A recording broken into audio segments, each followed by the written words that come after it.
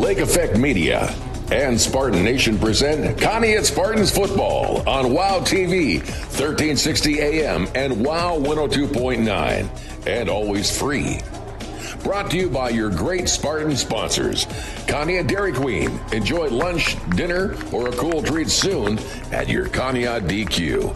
Chris Breck State Farm Insurance. Here to help life go right. Conneaut Savings Bank. Come grow with us in Conneaut and Austinburg. University Hospital Conneaut Medical Center. Advancing the science of health and the art of compassion. Conneaut Save-A-Lot Food Store. Not lower quality, just the lowest prices every day. And Gertis Pharmacy, family owned for over 60 years on Main Street, Conneaut.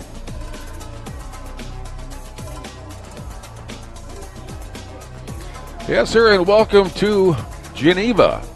Right off of I-90 here at 534. We're at the Spire Stadium as we enter into the final stages of the season here as the Conneaut Spartans take on the Geneva Eagles here tonight. Matt Jarvie along with me, of course, Ben Jarvie.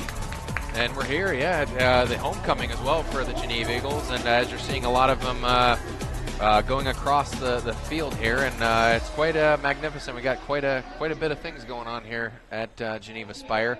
Quite a large stadium as well. We've been here a few times before, but not for a game here hosted by the Eagles. And it's very impressive, I must say. Quite a walk we had to get from the parking lot to here all the gear. I think this is their homecoming night, so we don't want to impose upon their homecoming night. So why don't we go to the coaches' show and listen to what Coach Rocco has to say about last week and a look ahead to this week, too, as well. And we'll do that in just a minute here, as soon as we get things resituated. And it's the Chris Breck State Farm Insurance Coaches Show here on WOW Radio and WOW TV. Matt Jarvie here along with Coach Rocco Dobrin. Coach, always good to be with you. Oh, great to be here today. Moving along through the season here. We were just talking about it. You know, it's not going exactly the way everyone would like it to, but there's a lot of bright spots that continue to roll on through the season, mostly in the stats that are being put together by some of our top players.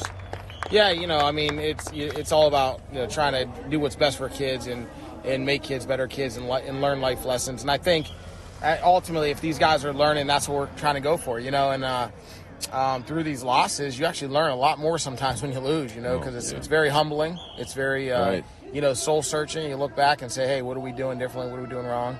And a lot of it is just we got young kids, which we keep mentioning, but they're growing. They're growing up, and there was some things that we were disappointed in. Not being able to move the ball like we wanted to, and then letting them move the ball like they did. And early on, we were okay.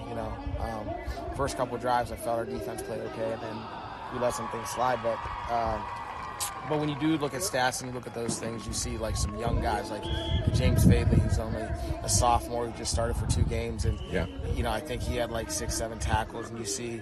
Ryan Turner had a lot of solo tackles at the draw position, and Sabo continues to get tackles. So you got a lot of young kids like that doing what they're doing. Jaden Anderson at that middle linebacker spot as a senior has been fantastic ever since we moved him there. He's just been fantastic in the middle. Now you put him there, he looks like a linebacker when you see him, so he's built like one. Absolutely.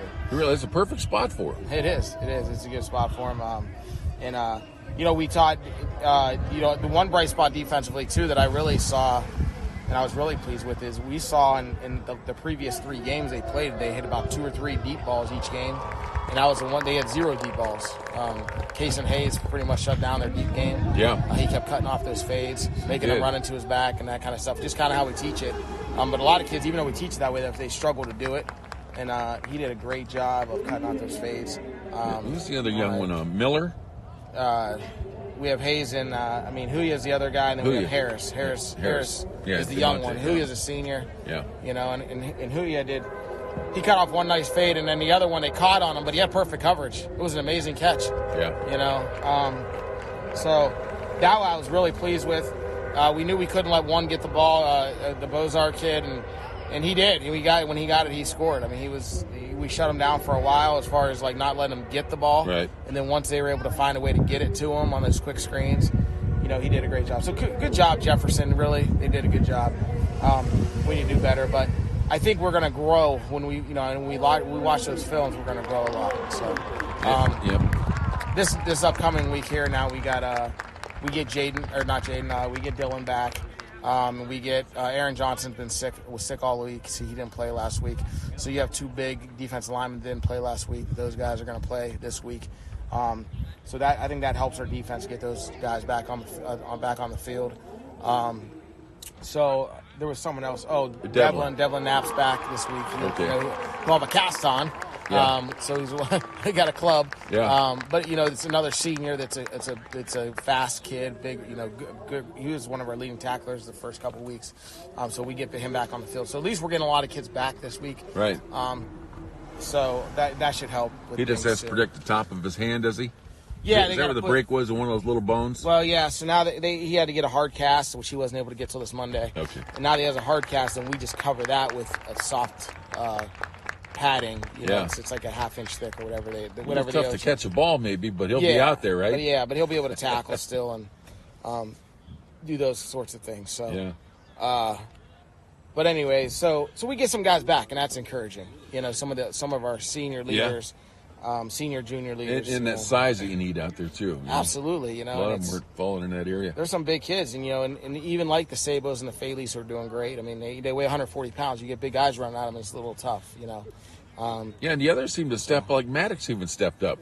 Yeah, a couple times during the game. It made a big difference. Yeah, so Maddox had, that's where you say, like, hey, here's some kids that are JV guys that got to play because those guys were out. Yeah. And they made plays. They made some plays. There might be mistakes here or there because of lack of experience, but then they show up and make big plays here. And he made some nice tackles, Maddox did. So that was another positive for sure. I was thinking about that too. With some of their guys that they had. We didn't think about was it Trent Williams? Yeah. As far as running the ball and Webster. Yeah, we knew Webster. We saw him on field. He's a beast, though. He is. He's very good. In the previous games, they didn't handle the ball that much, but when he got the ball, we could tell he was running hard. Yeah. But they hit us with some inexperience and some unbalanced stuff, and our line needed to adjust. But again, because it was our second line, they didn't adjust a little bit.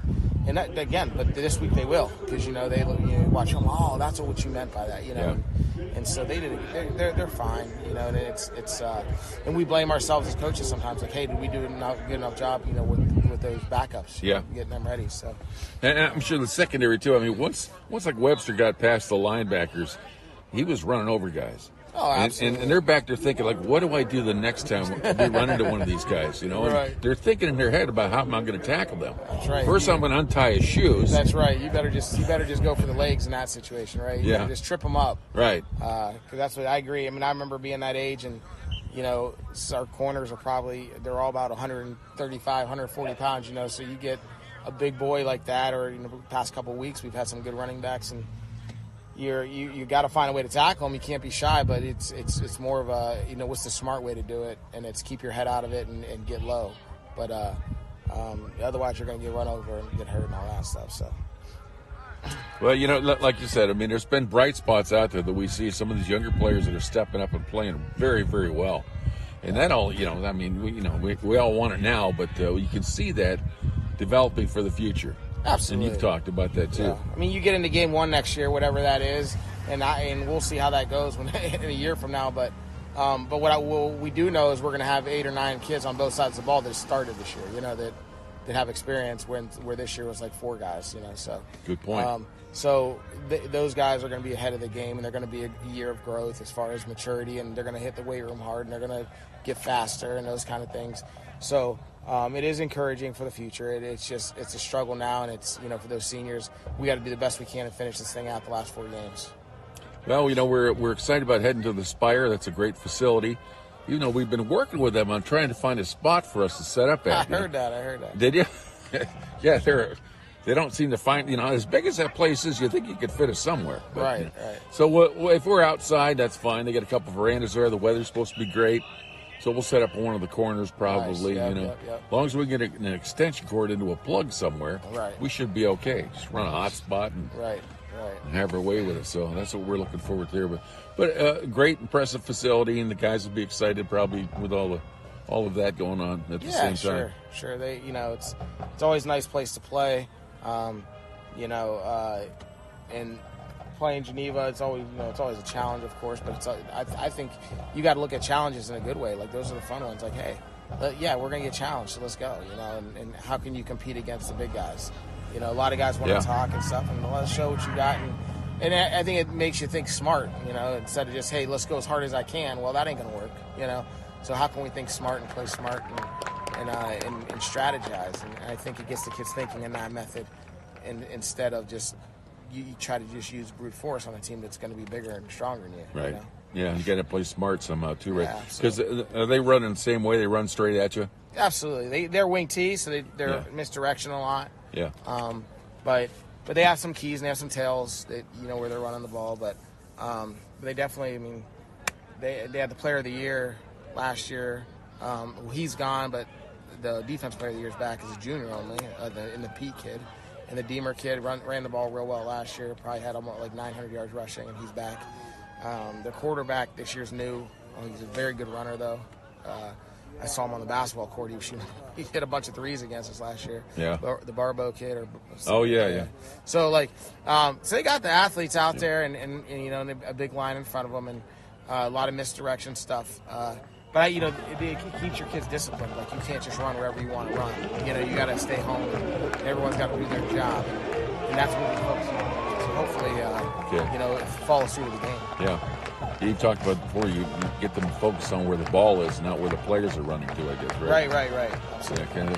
Yeah. With their season too, with Geneva, it's been ups and downs over there. It's kind of like Thunder River, Waldemere, or something like that. Either they're winning by a whole bunch of points, or they lose by a bunch of points. The only close getting ahead was Springfield. So, with them, it's not a given all the time. But there's been a lot of that going on in our league, it seems like. Yeah, absolutely.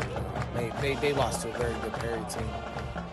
Perry found some weaknesses in them and that kind of thing. So, when you watch that film, you say, hey, what can we take away from that? For sure. Yeah. Were you surprised on how they Harvey didn't match up better with them?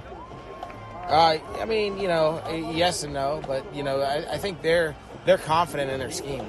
They're confident saying, "Hey, we could stay in our scheme and play our game." And they don't do anything too tricky as far as defense goes. They just play their game and they play their gaps and they don't blitz a lot. Those kind of things, and I think that helps sometimes when you're that confident in what you're doing. So. Coach, wish you the best of luck up at the Spire against Geneva. Thank you. We appreciate it. All the best to the Spartans. It's been another edition of the Chris Breck State Farm Insurance Coaches Show on WOW Radio and WOW TV. And thank you for talking to Coach there. It was a good conversation we usually have every week, usually around a Wednesday when we get together and chat about things. And it's been a very much of a struggle this year, but there's a lot of bright spots, and we did talk about that, man. Yes. A lot of our players are performing very well in their individual categories or in their individual positions out there. Yeah. Josh Sabo is just fabulous.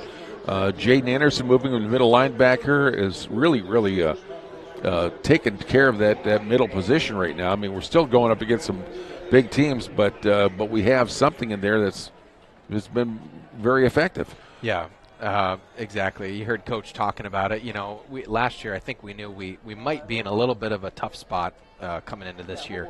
Right. I know Coach wouldn't probably put a lot of emphasis on that because his job is just to put a team out there, a team of 11 out there, and just get the best performance you can get regardless. But he knew there was a couple gaps. First off, we had a quarterback gap with Max Gleason leaving, graduating, and coming in was Colby Stiltner, who was inexperienced but with a lot of talent and still is and still developing.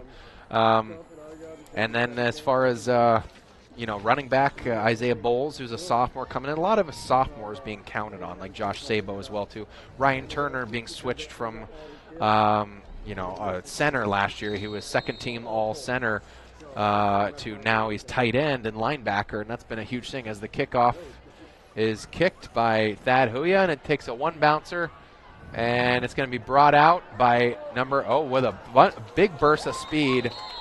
Who was that for Geneva? That was I'm looking for that right now. number 22, I think it was. I only got one half of a roster here. Yeah, well, I had the other one here, and I thought I handed it over to you, but I guess not. I only got one sheet. Okay, well, I only got one also. I had two. Well, here you go. I know the pronounce. One of us needs the whole thing.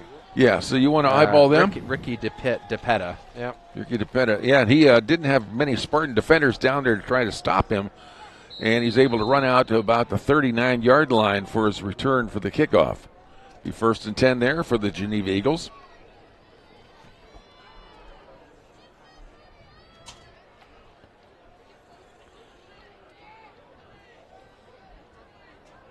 Spartan defense lined up 3 down, 5 in the backfield. Roll out to the right in the passing play.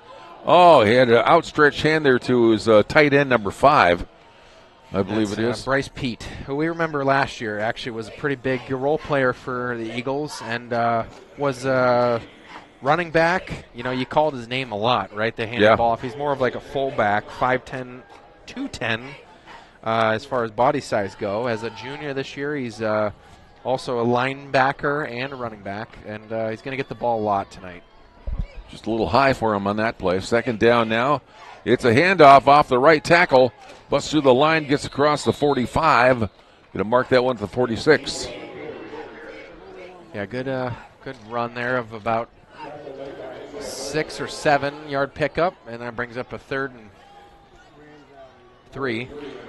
And we'll see the wing T coming out of the Geneva Eagles offense tonight, but not all the time. Sometimes they roll back into a more of a traditional running game, but there we go. There's a wing T type play, and there's a running by the quarterback up the middle.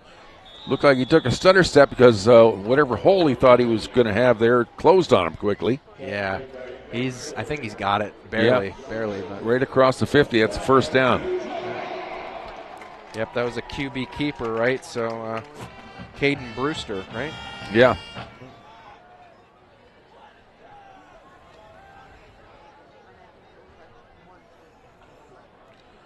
Geneva, of course, is 5-1 on the season. There's a running play again off the left tackle. He's got some running space ahead of him, gets all the way out before he falls down to about the 35. Yep. Another 1st down. Eagles are moving the ball. That was Bryce Pete again with the run. Big, powerful run. Too. Yeah, that was more of a power run. I was going to say the same thing as opposed to a wing T. They just kind of powered it off of the left tackle. Yeah. But he got a full burst of speed basically at that point. Well, they know they have a big, strong team, you know, and they're going to work that. Yeah, we know this was a very effective offense last year with the wing T. And that one's only a pickup about 3, we'll say. So Luke Barbeau is going to be quarterbacking most of the time. He's actually under center mostly because it works out that way with the wing T offense. And this is going to be a pitch out to Bryce Pete, I think, again. Yeah, trying to run a sweep. Not really. No, it's number 6, not Bryce Pete. Hayden Deemer. Yeah. All these guys were around last year. That's the crazy part. It looked like a sweep, Ben, but he really wasn't running a full, like a speed sweep. He just was kind of trotting along looking for a hole to develop there. Nothing did, so. Exactly. He picked up a couple there. Brings up a 3rd down and 1. Important stop here if they can for the Spartans. Man in motion, turn around, it's a handoff off the right tackle, 1st down, and then some. Spartans finally stop and push it back at the 20. Yep. And Jaden Anderson's in on that one. Dylan Phillip. Big Dylan Phillip, who's back in there. That's good to see, right? So he missed a couple games, and he's back in. Yeah, he's a very important part of this line for the Spartans here. Number 10 gets the running play this time. Oh. Bounces off a couple of tackles, and he runs himself into the end zone. Touchdown, Geneva Eagles. Yep, that's Caden Proy. It was, one of the speedier backs, basically. I mean, they got so many different abilities with this team. Proy, definitely one of the faster running backs. And then you got Bryce Pete, who's a power back as well. Hayden Deemer is going to be kind of like, the middleman between the two. Big guy, but also very quick. Luke Barbeau is going to be able to run very well with some speed. I don't know if they're going to necessarily need to pass the ball. There's a kick right through the middle. pretty accurate on that one. Takes them to 7. That was Elliot Salgado, I think, if I got the kicking number right. They list Patrick McKinney as the kicker, but I thought it was number 3.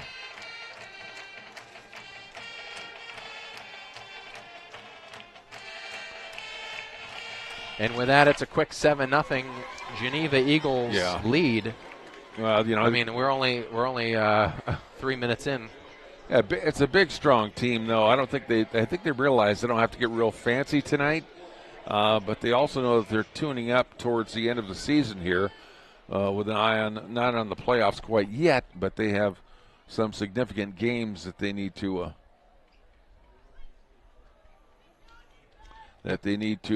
get ready for here at the end of the year. And we're going to be finishing out the CVC Lake Conference too as well, so that'll be big games with with us, with Lakeside and Madison, Edgewood. They played Edgewood last week and disposed of them rather easily. Yeah, you could say that again. So what Connie's got to try to do is to work at 1 10-yard increment at a time. They have to try to figure out a way of getting first downs. And that's having, at least they've been having like 2 good plays where they pick up a yardage. But you got to have 3 and sometimes even 4 in order to get that first down. We know we have the tools to be able to do it. We've got our line back. We've got Devlin Knapp back. Ben mentioned Dylan Phillips. There's the kick. Caught and fumbled at the 15. That's Thad Huya that gets it. He almost breaks loose, but he runs into a couple Spartan defenders that slow him down and allows the Eagles to come up from behind him and tackle him, but not till he's out to almost the 30-yard line. Mm-hmm. Exactly. Thad Huya, quick little guy. With catching that kick, might have been able to have a pretty good run back with it. Had some opportunity, had a little bit of room. Still, Spartans start with the ball at the 30, so that's pretty good regardless. Yeah, that's a great outcome for that broken play. Yep. We've seen things go horribly bad when that happened before. Yes. And that's what happened the last couple weeks with Jefferson and Harvey, where we're starting our drive at the 15-yard line. Stiltner back, hands off up the middle. Isaiah with a running play goes right between the center and the guard, so they're going to run right at this big Geneva Eagle defense. Yep. And they're only giving him a yard on that. I thought he might have carried a little bit farther than that, but that'll bring a 2nd down and 9. Not even, looks like, but yeah, they're giving him about 1, I guess. Yeah. DeMonte Harris lined up out here on the near side. 1 wide out on the far side. Stiltner looking to throw the ball. He rolls out. He throws it away. It is caught and then out of bounds. I think he's going to pick up about 2 on that, maybe 3. Yep. Which will bring up a 3rd down and probably 6. Brady Vera with the kind of a curl route, like a comeback, and came back and had good chemistry with Colby. And that was really good thinking on his behalf of coming back. He saw that Stiltner was rolling out and he was in trouble. He had some pressure coming on him. Yeah, it was I had to turn it down. Oh, is it? Yeah. A little overwhelming. Okay. Yeah. Brady's in sync with what Colby needed there on that play. And good run, actually, by Isaiah Bowles. And we got ourselves a Conneaut Spartans first down.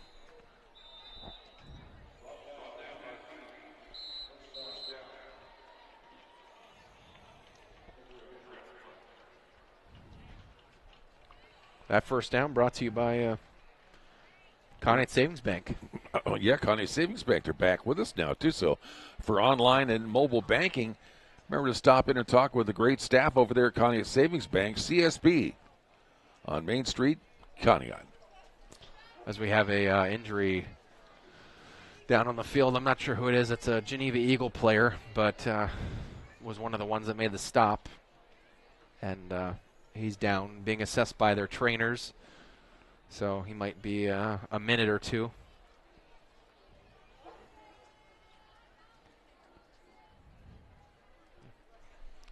I'll run quick.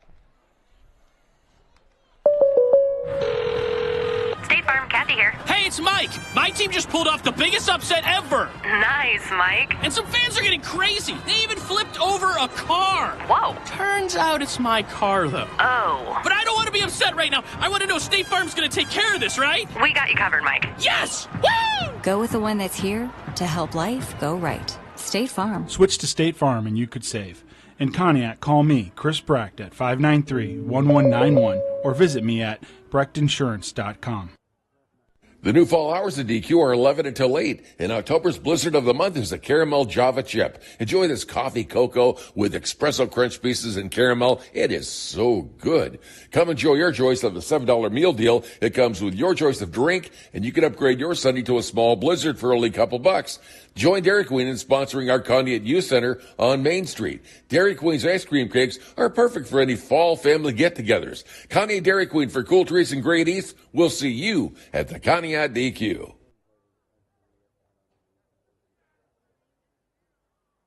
Conneaut Pizza and Sub Shop has exciting new items for you to enjoy for dinner. Try their great turkey burger along with their super Yingling battered haddock filet. Comes in a sandwich or the full dinner, or even try the honey biscuit shrimp salad or the shrimp sub. And ask about their home-style dinners, too. They're great.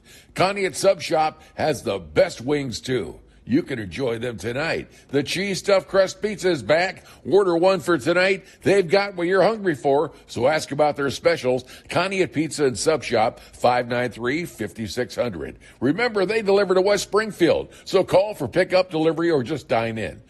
Conneaut Pizza and Sub Shop, 593-5600. 593-5600. Not fast food, but good food quick.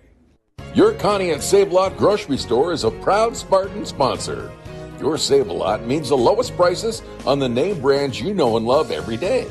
Save-A-Lot food prices are deeply discounted when compared to other conventional grocery stores. Not only does Save-A-Lot offer the lowest prices on groceries, but fresh produce and fresh meat cut daily in their butcher shop. Your Conneaut Save-A-Lot on West Main. Not lower quality, just the lowest prices. And we're back. The player for the Geneva Eagles is still down on the field, and there's thoughts and prayers go out to that young man that he has been sitting up and moving around. So I thought it looked like he was prepared to get up, but not quite yet. And maybe what they're trying to do is keep him as immobile as possible until they can figure out what's going on. Yeah, that could be it. Because he was. He was a part of that dog pile, really, from what it looked like. No one really, I couldn't see from this side. I know. No one really seems to know. But it's not good because they got the cart out there and the stretcher. So. Yeah, and a player like that gets almost all the way through the season here. We're week number 7. And to have that happen with only 3 games remaining after tonight. Exactly. Yeah, and with Geneva, with such a strong team again, with aspirations of going deep in the playoffs again, like they did last year, you hope maybe that it's something that he can regain form, maybe in a few weeks. Yeah. So it's a little bit more than a cramp, though. That we know that. Speaking of Geneva's position, they were. Last week, right, they had a tough time with Perry, and I think it was 44-7, I think, if I remember correctly on the score. Yes, there. it was. Yes, it was. Yep. And, you can only really give so much more praise to Perry with that one, actually. Well, yeah. Yeah. And high school football is a very difficult thing. It seems like, when you watch how this team plays that team, you think that maybe you can draw on an analogy of how that went down on how you'll be able to fare against one of them or how another team could fare against one of them. And it really doesn't always translate that way. Sometimes it's more about how you match up. Yeah. And your running game versus their run defense. And they've never given, other than Perry, where they gave up 44, they haven't given up more than 14 points all year. That was to Springfield from New Middletown, Ohio. That was a 1-touchdown win. Back on September 6th. Other than that, it was a win to start the year against University School, 27-7, and then beat Harvey as well, which we know them from 2 weeks back, how good they were, and They beat them 49-7 in Painesville, and then Springfield as well, 21-14, as I mentioned. Lutheran West after that, 35-0, which they're pretty good as far as being a Catholic, or not Catholic, obviously Lutheran, but school, 35-0. Yeah, the down player, all the team ran over and shook his hand as he's leaving the field now on a stretcher. They're putting him on the whatever, it's a gator cart or something like that, and they'll drive him out to the parking lot where I'm sure they'll reload him onto an ambulance from there, and they'll go get him checked out, maybe some x-rays, see exactly what's going on. But all our best to him tonight. Yeah, really. Seems like the team's concerned about it, so. Yeah. Still not sure who it was. Yeah, we just want players to, have a good, healthy, and safe season. Mostly have fun when they're out there. But, it's a contact game, and there's some big, strong boys out there on both sides of the ball here tonight. Yep. So it is a first down, though, coming up here, and the Conneaut Spartans have been standing around cooling off. I don't know if that's necessarily a good thing or not. In this kind of weather, you'd really rather them not cool down completely, keep some warmth on them. But, then again, too, at the 40-yard line here. Yep. Okay. There goes the paramedic off the field now, too, hauling all of his gear. So they've got him stabilized, and he's sitting up. He's moving his hand around. He has kind of waved a few folks. So it's a good sign. Very good sign. Yep. And we're going to regain here. Hopefully Conneaut talked about maybe the next few plays here on offense to try to get some rhythm.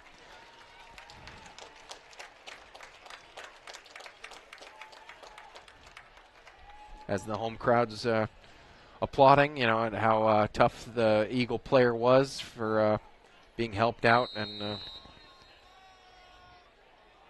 so we wish him well. Hopefully we'll see or hear from him, in the next few weeks. Oh, it's a rollout to the near side. Oh, Stiltner's trying to find a move here, and Vera gets the ball, but not any running room. He had a couple of Spartans ahead of him, but there was a couple of Eagles that were determined to catch him, and they did.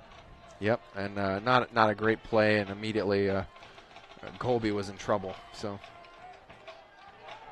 yeah, that went the wrong way for about 6-7 yards.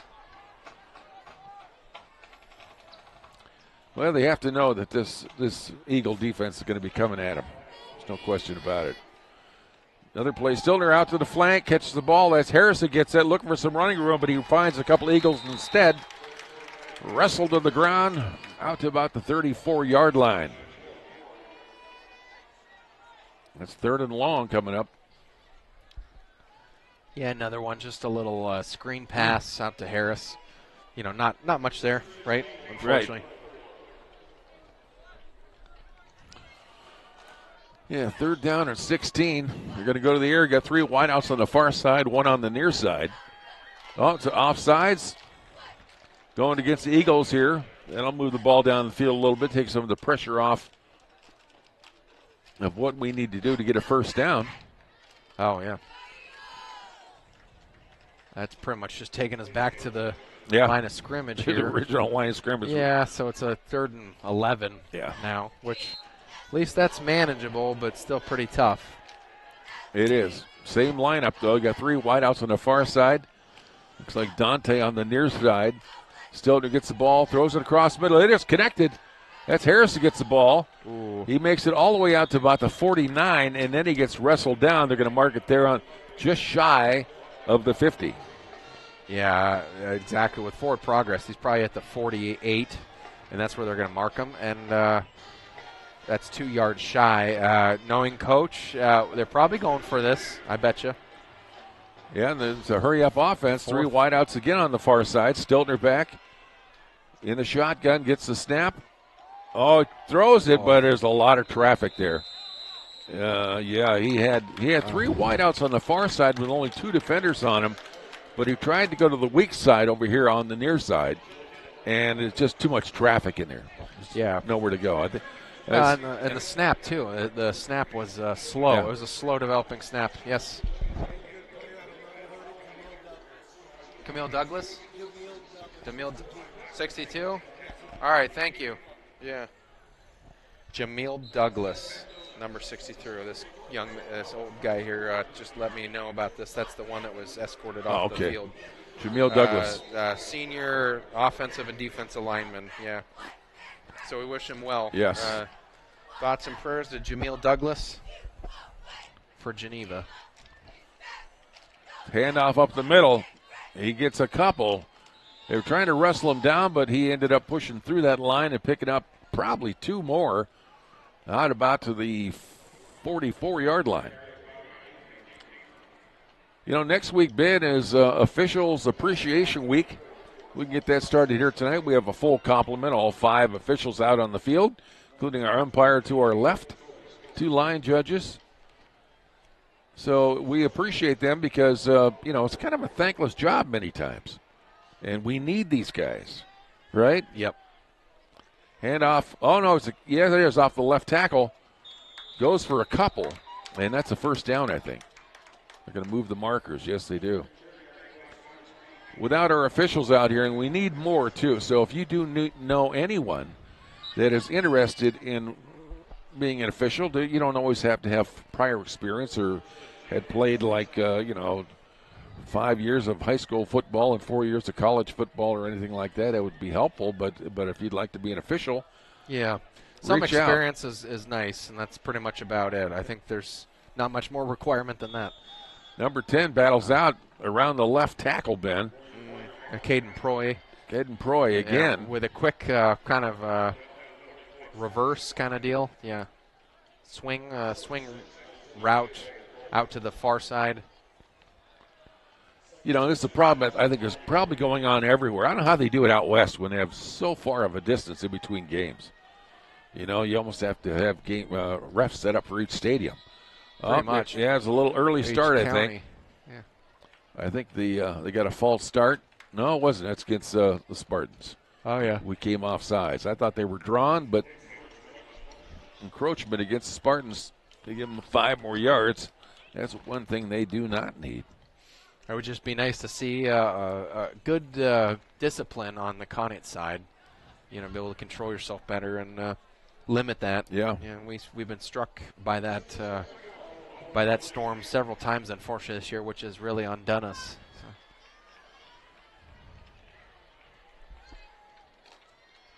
It's a running play keeper by the quarterback. He finds some room around the outside, splits 2 defenders, gets wrestled down, Ben, but not until he gets almost to the 5. Yep. Good run, piece of running by Luke Barbeau, and he's just a gifted athlete. You know, I mean, he's really not going to throw it much, honestly, and he's not going to have to. Right. This wing T is just very good at just mixing up the defense and not, it's just kind of like how we used to have it with Conneaut with the 1-2 punch of Zach Rice and Max Gleason, and then Wyatt Payne following Zach. You know, just really 2 different guys you can go any direction, any speed with, and that one falls forward. Yeah, and it's into the end zone. It went in between the left guard and the left tackle, I think it was. Yeah, that was Bryce Pete. Bryce Pete just pile drives his way in there and gets another score. Yes, he did. So that makes 2 so far for Geneva.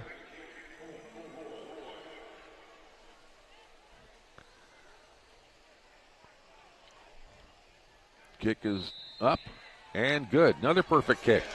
Oh. Unreal. Well, they're a Division III school, and they've got a lot of people on their roster.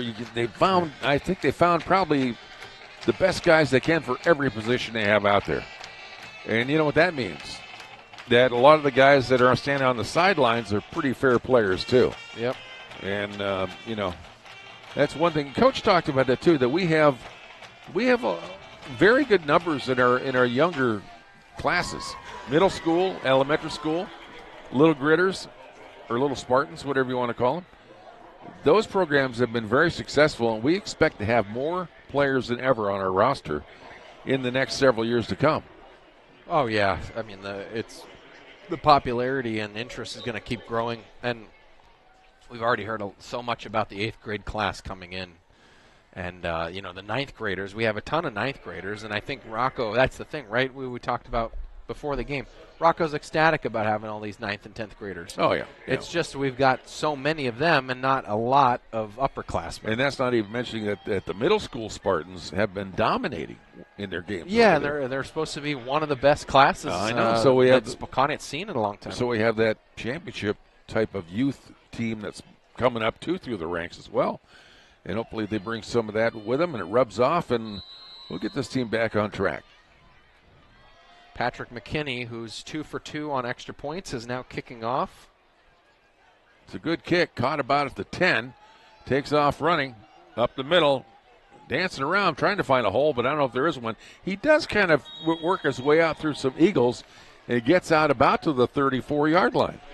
Yeah, it's pretty good by Thad, and good piece of running. Better than the last one, and I think he made the most out of that return and gets Conneaut in good position. You know, we're talking about officials, too. I saw in the PIAA that they're short over there, too, as well. Some of their games are even scheduling in some areas like on a Thursday and having a number of games on Saturdays. Yeah, I mean, I think it could be a little more than a part-time gig if you wanted to be. Stiltner gets the ball, hands off. That was Isaiah. Isaiah gets maybe 1, maybe 2. We give him 2 yards. 2nd down and 8. And, Conneaut's got to, I think, just keep having positive net yard plays, really. It's all it is. Even if they have these big breakaway plays, they can't have these little stumbling plays where they ended up losing 5 or 7, and then getting a penalty, and then they really find themselves in a hole. Which is, anytime they have momentum, it seems like that's what happens. So just try to keep gaining incrementally, positively every single time. They run the tight in there. Oh, it's a pitch back. I think that was that Brady Vera? I think so. It didn't really work out. It was kind of, it was. Yep. Kind of some razzle-dazzle there. It looked like it was going to be a running play out here to the near side around the tackle. Got a pitch back to Vera, but for no gain. So they're trying a few tricks out there to see if they can't get things moving on the Spartan offense. And I think they gotta try a little bit of trick play action, a little more of that. Maybe a good 2 wideouts on both sides. It's a completed pass at the 40, and that's where they're going to mark it. That'll bring up a 4th down. Yeah, and that 3. That was to Devontae Harris on a curl route, and that's the play that they tried to run on the 4th down try last drive, and it ended up being unsuccessful. This one was a good pickup of about 5. I think they're gonna go for it here. I think they're going. Anytime they're not way deep in their own territory, they're going to have to go for it. I mean, Stiltner can set up like in a shotgun and also get a short punt off too. He does that often, but wait and see. Isaiah goes off to his right side. He gets the ball. It's thrown off the hands. No, little high. Of Devontae Harris. Devontae couldn't quite handle that one. Yeah, I mean, I think, it was a decent attempt. Little high, and also Devontae just couldn't quite haul it in.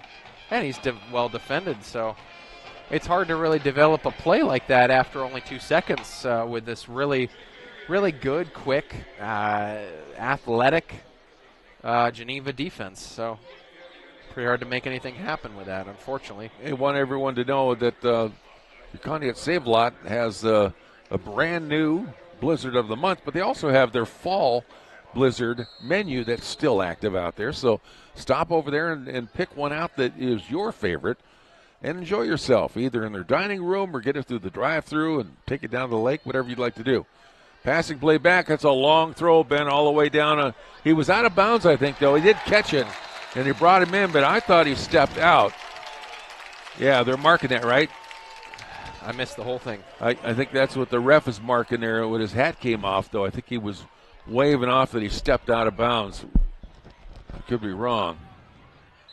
Isn't that what he said? They're marking there's a completed pass, and it's going to be down at the 3. Yeah, see, there you're getting, or the he's two. going over to tell the umpire right now. And I thought I saw that too. His foot did go outside the line, and then he came back in and caught the ball. That's why he's missing his hat, right? Yeah, he marked it there. Yeah, he got a little excited, I think, because he hadn't thrown a flag all game, and I think he finally did, and got a little worked up over there. I believe that's what happened, though. No? Nope, they're waving it off. They're waving it off. If it's completed, they agreed on it. Well, and, we'll have to take a look at that in instant replay. Well, I missed the whole thing. Okay, well, that's why we got instant replay. Yeah. I saw it for you, though, Ben. But everybody has to take my word for it then, and I don't know. Yeah. Anyway, the Eagles are down at the 5-yard line. I'm sorry, at the 1-yard line. Yeah, they're knocking down on the door for another touchdown. Quarterback keeper looks for room up the middle. He finds it, dances in the end zone backwards. Touchdown. Luke Barbeau. Nice little fake pass run. Just makes it look really easy, It honestly. was. He didn't really work that hard to get that either. You could tell that. He's just kind of spinning around, and then he runs backwards into the end zone. That makes it 20 for the Geneva Eagles. And nothing for the Conneaut Spartans here tonight. And Patrick McKinney. Can you see the with the extra point kick? And it's no good. No good. It's one minor victory for the Spartans here tonight. They blocked the kick. Can you see the scoreboard? Yeah. 1:51 left to go in the first quarter. 20-0 Geneva. I can't see it. It's right over here. Okay. Well, the way the windows are here, I mean, I like it. Here, I'll show you. It's a really there you go. You can do a Bob Shackle for me. 151. That scoreboard brought to you by the Rotary Club of Geneva. 20-0 here. 1:51 to go.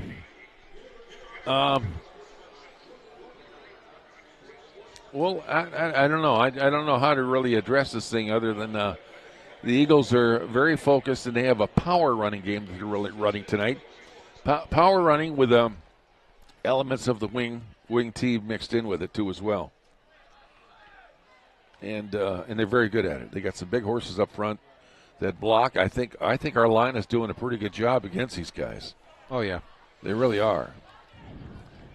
But they just have too much. I think too much is what we're up against here tonight. Again, I think my takeaways for the keys to winning tonight, or even at least trying to make it a close game, is just really to get an offensive rhythm. Bounced on the 15. He picks it up almost on the sideline, gets the ball, he runs out, and they finally grab him and wrestle him down at the 17-yard line. And that is 20? I think so. Possibly, or it was 28. Yeah, it might have been 20. Devin Fogel. It's either Devin Fogel or Luis Sendeno. Yeah, I missed if it was 20 or 28. I would say it's Luis Sendeno. He has been returning balls. Yeah, I'd say as far as I knew he was. So kicks and punts. He has shown some nice glimmers of ability and style so far this year too. So at some point we're going to look for him. I also want to remind you that Connie Dairy Queen's coming up for their halftime recap. And go into a little bit about what's going on out there in the Save-A-Lot Plaza.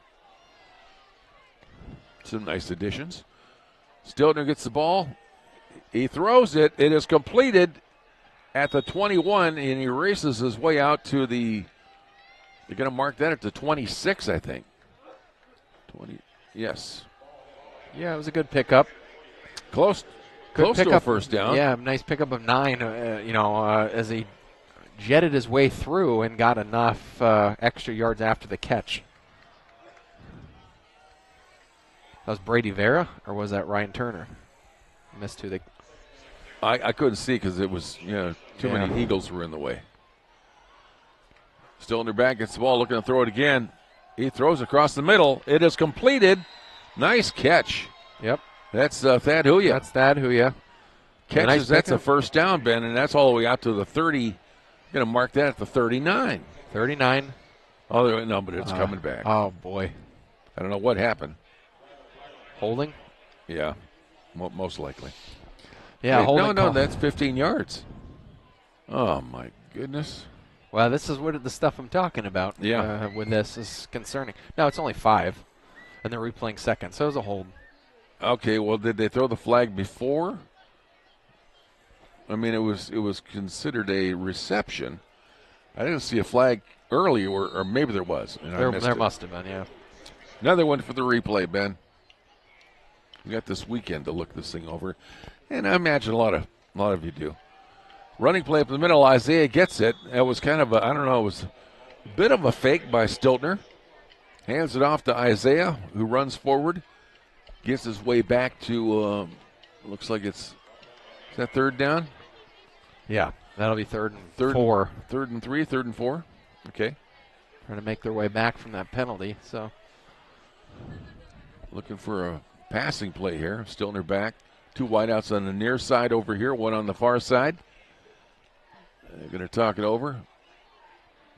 Instead, shift around a little bit. Isaiah comes over on the left side now. Stiltner throws it over on the sideline, but he throws it behind him, out of bounds. Yeah. That'll be it.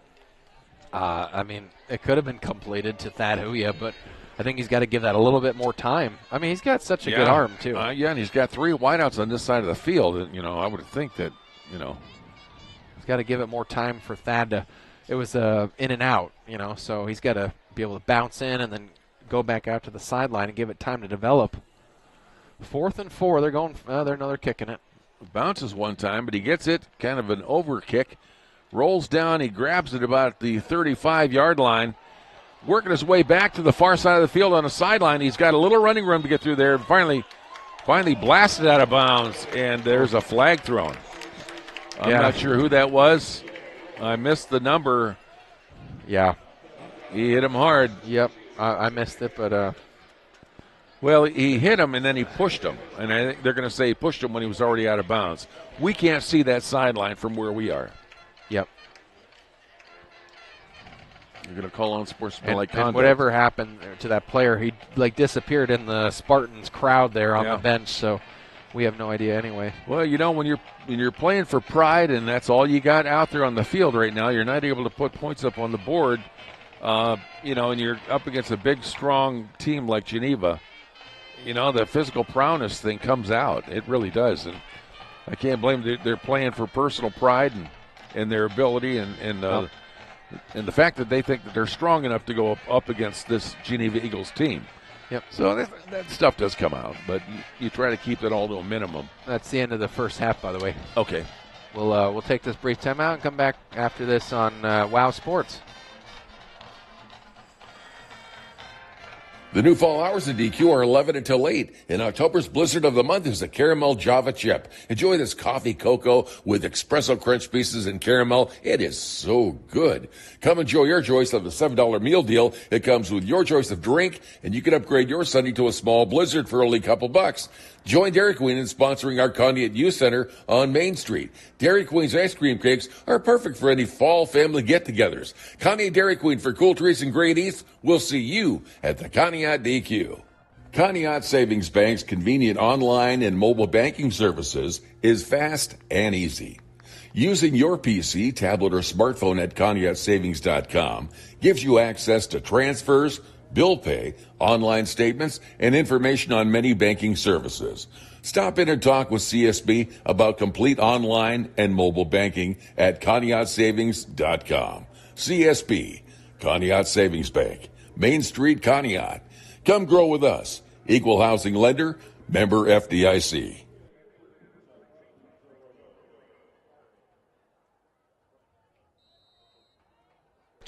There we are. Sorry about that. I did say first half, and I meant first quarter. There's a flag on the play. I think maybe I would say it's probably a false start. Yeah, it was a false start immediately. Eagles look like they got an early jump on it there, trying to get that running play rolling. And they bring that back to the 29-yard line.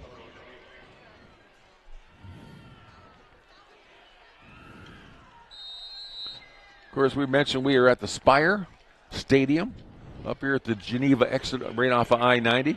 Yeah. Another game on turf. And there's a running play out to the far side. He's got the room, and he finally gets tripped up. I think that was Brady Vera that caught him by the shoelaces. Yep. Tripped him up, but he still fell forward for probably 4 yards. Exactly, just because of how powerful he is for a runner. Yeah, he had so much speed going for him there that. That was number 6. That was a Hayden Deemer. Oh, was it? Okay. But still, I mean, he's 6'2", 205. So, I mean, how many guys do we have with that type of stature? You know. So. Are you watching instant replay on the camera? No. Okay. No, I'm just trying to key in on it so that we can see it. There's a snap, and it's a handoff off the left side. Finally gets wrestled down, but he's all the way down to the. Looks like he's at the 20. Yeah, it was Bryce Pete. See, you're going to have 3 or 4 running backs just changing in and out all night, just like last year. And it's going to be tough for. Is that on? I think that air conditioning's on. It might be. I don't know if you can check that or not. Maybe I'll turn you off for a second here. Yeah, we've got the window open here, which is a great thing. I think that's wonderful how they've done that here. They have these windows that kind of fold back to the sides. Running play off the far side over there around the right tackle. Gets his way down. He's inside. No, it's a touchdown. They're calling that he made it in. He made it in, Ben. Touchdown, Geneva Eagles. Yeah, I missed another one. See, look at that. I know. Look what you did. That was on you. Was it on, though? Yeah. Okay, well, that's where the cold air was coming from. Yeah. Oh, my. I just thought it was coming in from here. It's because when they shut the door, it was all cold all of a sudden. I know it. And it was the air conditioning was blowing. Well, I don't know what's the matter with these guys. I got my sweatshirt on with my hood over my head. I don't know what's with you. Yeah, it's not that cold. Well, it was when the air was on, I think. And the kick is up and good by McKinney. Okay, we'll give him one more. Makes it 27-zip. 10:52 left to go in the first half.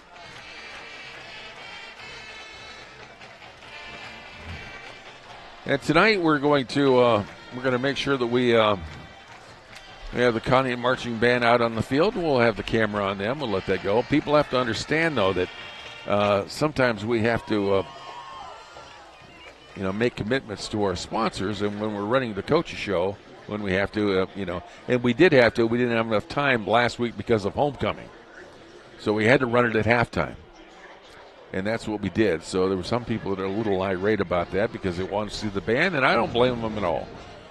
But you have to realize that we have to do what we have to do as well, due to our contractual agreements. Exactly. That we have with our sponsors, right? Yep. Can I get some of that? Yeah, always. Gotta listen to the sponsors, Yeah. Oh, we love our sponsors. They're great people. Wonderful sponsors we have in this town. Here comes the Eagles. Give us the ball back again. 27-0 in the second quarter as we head towards halftime.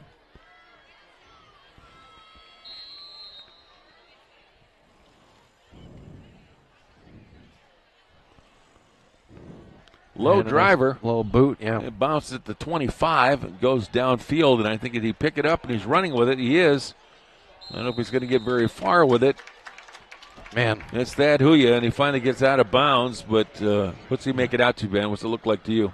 Oh, it's not good. It's probably the 9 or the 10. 9 or the 10? Yep, marking it at the... Oh, well.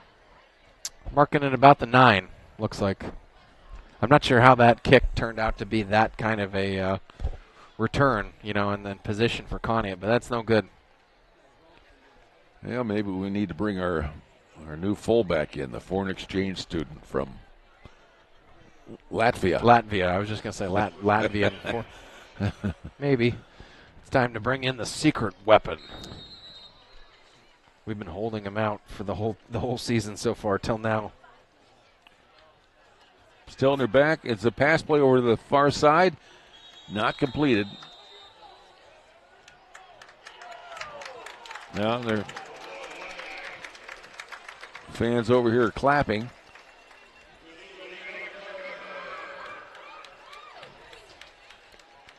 Intercepted? Yeah, it was intercepted. Oh, well, you didn't say anything. I can't really see because there's big windows in my way. Nope, I totally missed that. Oh.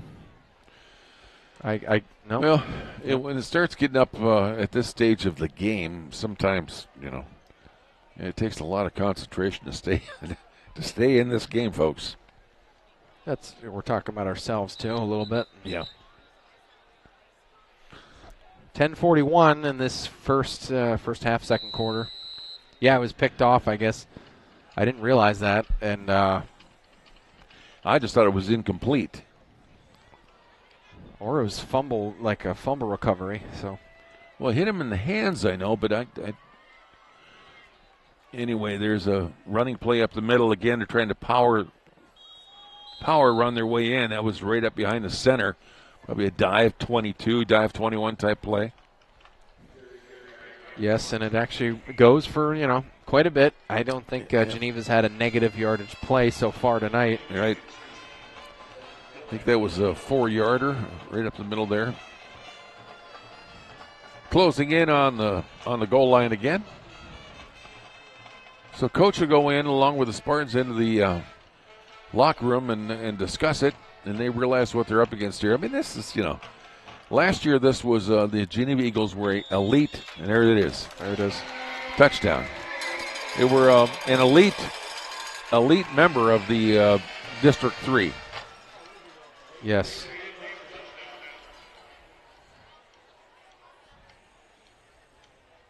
Is that Hayden Deemer, I think, with that touchdown? Yeah.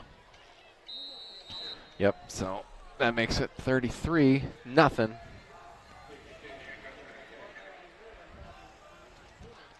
Patrick McKinney. Ball is down and up. And good. Takes it to 34. So we are officially into the mercy roll. Yeah, already. I mean, we're a quarter way into the second quarter, and we're already raising the white flag.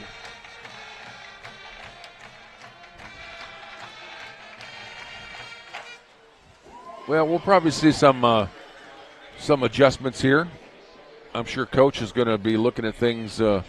He's already been entertaining several different strategies on other things he could be doing offensively and defensively. We know he's done there. One big thing he did was move Jaden Anderson to middle linebacker. That was a very big move.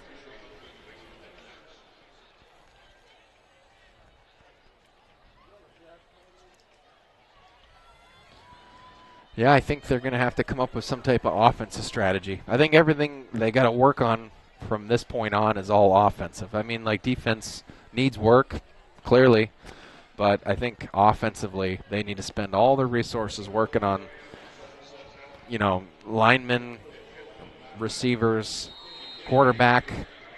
Well, you even mentioned it too, Ben, that when the offense is being successful, that encourages a defense. That'll encourage a defense, yeah. And they start playing. That's caught at the 10. Yep. Looking for some running room up at the middle. He moves his way through, battles between a couple of Eagles, hits behind a Spartan, and he finds his way out to the 31-yard line. Decent little return. Yep. Not bad. It does feel a lot better in here since the air conditioning was turned off. You took the hood off. Came out of your cocoon. Yeah. Yeah. I was like, yeah, that is blowing. I'm like, well, they closed the door, and I figured, well, if that door is closed, where's that air coming from? Well, when we first got here, I think it was a nice little breeze, but then it turned into a chilly little. Yes, it did. Stillner throws it. It is intercepted on his way to return for a touchdown. But he's caught and wrestled down instead. No, he doesn't. He got in.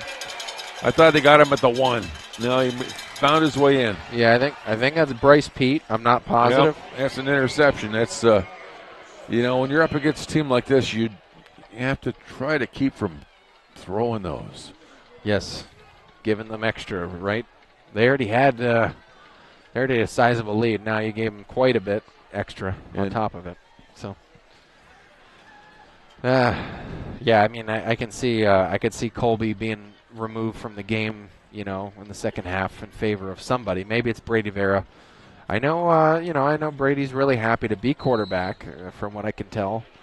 But, just getting different reps and getting different looks from the team. McKinney's ready to kick. Moles down, McKinney is up. That's good, too. Yep. Nice hold.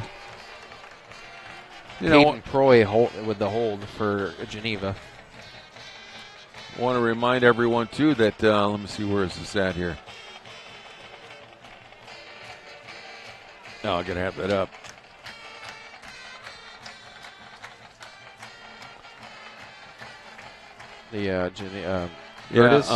Brought to you by Gertis Pharmacy. Hit it again.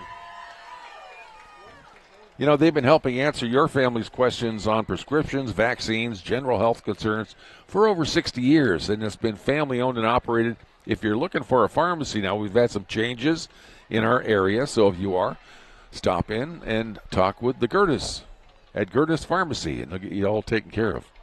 You also got an apparel there. You see that picture on the screen, too, where it shows the apparel that they have Conneaut Spartans warm wear. That's for the fall and winter. Some sweatpants. They got the nice warm knit hats, and they're all smiling faces there, ready to wait on you and take care of you. Yep, good Spartans merch for people looking to support the hometown team. Makes great Christmas gifts, too. Right? Think so. Get a knit hat and some sweatpants. You're set for Spartan Nation. Yep. You're set for basketball. You got Caden Proy ready to kick the ball off. There it goes. It's a low kick. Bounces once. Picked up at the 22. He finally gets it. That's Luis Cedeno, I think. He gets nailed hard as he's trying to roll out to the far side of the field, but he goes down there, and that'll be a 1st and 10 for the Spartans at the 21-yard line. And I think he's down. He's we got official timeout. He's down, and he's not getting up unless it's. I think it's him. I got a number. Oh yeah, I got number 7. It looks like for Conneaut. Who's that? If that is him, that would be Aaron Johnson. Oh no. Aaron just got back. He was sick. He was off for a week. Yeah. He was grabbing for his right leg. Yeah. So, I don't know. We'll take a brief time out here and let him gather himself out on the field. Your Conneaut Save-A-Lot grocery store is a proud Spartan sponsor. Your Save-A-Lot means the lowest prices on the name brands you know and love every day. Save-A-Lot food prices are deeply discounted when compared to other conventional grocery stores. Not only does Save-A-Lot offer the lowest prices on groceries, but fresh produce and fresh meat cut daily in their butcher shop. Your Conneaut Save-A-Lot on West Main. Not lower quality, just the lowest prices. Are you looking for a new pharmacy? Gertis Pharmacy is here to help. This is Carrie Gertis. We can make it easy by transferring all your prescriptions for you. And we accept Ohio Medicaid and most insurances. We are also your vaccine center, offering flu, COVID, and many other vaccines. That's Gertis Pharmacy, Conneaut's only locally owned pharmacy, located at 245 Main Street in the heart of downtown Conneaut. Conneaut Pizza and Sub Shop has exciting new items for you to enjoy for dinner. Try their great turkey burger along with their super Yingling battered haddock filet. Comes in a sandwich or the full dinner, or even try the honey biscuit shrimp salad or the shrimp sub. And ask about their home-style dinners, too. They're great. Conneaut Sub Shop has the best wings, too. You can enjoy them tonight. The cheese stuffed crust pizza is back. Order one for tonight. They've got what you're hungry for, so ask about their specials. Conneaut Pizza and Sub Shop, 593-5600. Remember, they deliver to West Springfield, so call for pickup, delivery, or just dine in. Conneaut Pizza and Sub Shop, 593-5600. 593-5600. Not fast food, but good food quick. Great news as Aaron is standing up.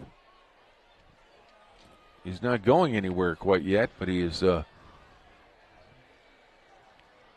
he's slow. He's just standing. He's just got weight on it, Yes. but he does not want to move or take a step. Yeah, he's just standing there. Him and the trainer are standing there, and they are bringing the cart out for him. But he is standing up. Yeah, it was. I It's think not as bad looking as. But he's not. He's not putting one ounce of weight on it though. Well, it's the right leg. So the trainer probably said too, let's not push this thing. Let's as a precaution, let's go take a look at it here, and we'll see what's up with it. Not as bad as the Jameel Douglas injury Right. from the first quarter, but definitely not good. Definitely concerning for Aaron Johnson and their family and the Conneaut Spartans roster. We want to thank University Hospital too for providing the trainers that help our young men when they're out on the field having a moment of difficulty after a play.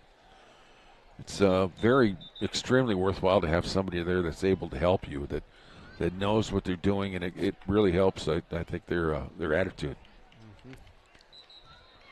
Looking forward to, we have this game, and then we have Edgewood next week, right? Mm-hmm. And then we're back in the University Hospital, Conneaut Medical Center broadcast booth. Yeah, for two games. Last 2 games of the year. Last 2 games. Yep. Up in the booth. Won't that be a wonderful thing? It's always better to be there, I'd say, than here. But as nice as Spire is, I'd say it's always better to be home. Yeah. We love home. There's no place like home. Click your heels, everybody. Yep. A running play off the right side. Picks up a couple. At about the 25-yard line. 24 is where they're going to mark that one. Bowles on the carry, and looked like Abe Rosales was in on that, as well as 77, Jacob Clemens. 5'10", 265. Can you imagine some of these guys on here with the size that they have? Yeah. 280, 265. They got a lot of them, too. I mean, we don't have that many guys that size. We do have some. But Stiltner is back. Passing play to the far side. Oh. I think he lost it. I think both of them did. He ended up corralling it, but I think he ended up, it was dead or it hit the ground or something. Yeah, I didn't know if that Eagle player was going for the ball either. I couldn't really tell. Yeah.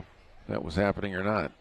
I know Devontae Harris ended up holding the ball, but it was a incomplete pass, and it'll bring up 3rd and 7. Conneaut Spartans still on the 25. Got to get this first down in 2 plays. 8:45 left to go in the second. Still looking for their first touchdown. They really haven't even been within striking distance of a touchdown tonight. Yeah, it's true. I'm not sure they've even really been much past midfield so far. Well, a little bit, yeah, but Stiltner gets the ball again, throws across the middle to Thad Huya. And there was a defender there, number 7, who was Luke Barbeau, who came up, and I think he kind of shook him up a little bit. Yeah, shook up Thad. I would have thought Thad would have still pulled that in. I think that was a good pass right at him. It was catchable. I would say. So some of this really, as far as the passing game, is not really all Colby Stiltner's fault. Yeah. It's just there's a timing and tempo thing that needs to be worked out. Well, we've got Devlin Knapp back tonight, but he's got his cast on his left hand. So that is preventing him from being able to catch a football, I think. I haven't even seen him out there so far yet. I think they were going to play him at defense, but, who knows? Maybe he jarred it early in the game.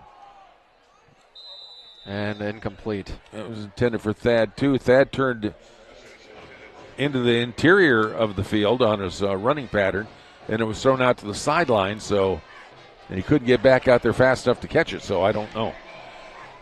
I want to remind you how much time we got left here? Does it say? Or? We got 8:30 left to go. At halftime here, I want to remind you, it's brought to you by your Conneaut Save-A-Lot store. Out at the Save-A-Lot Plaza, okay? They haven't had a breakfast restaurant out there in some time since Perkins closed down. They have a nice Mexican restaurant in there, doing very well, but not a breakfast one. Now they do. It's back in the corner where Little Caesars used to be. Next to the Chinese restaurant Next to the Chinese restaurant, yes it is. Yep. It's called the Fast Break Cafe. Oh, and it's a running play up the middle. I think they lose the ball. No, it does. He keeps it going. Oh, boy. I thought it got stripped out of him, but he's a running play all the way down. Finally driven out of bounds, but not until he's about to the 7. Yeah, they called it a touchdown. Oh, it is? It is inside? Yep, touchdown. Oh, my goodness. Okay. Well, let's mark that up again.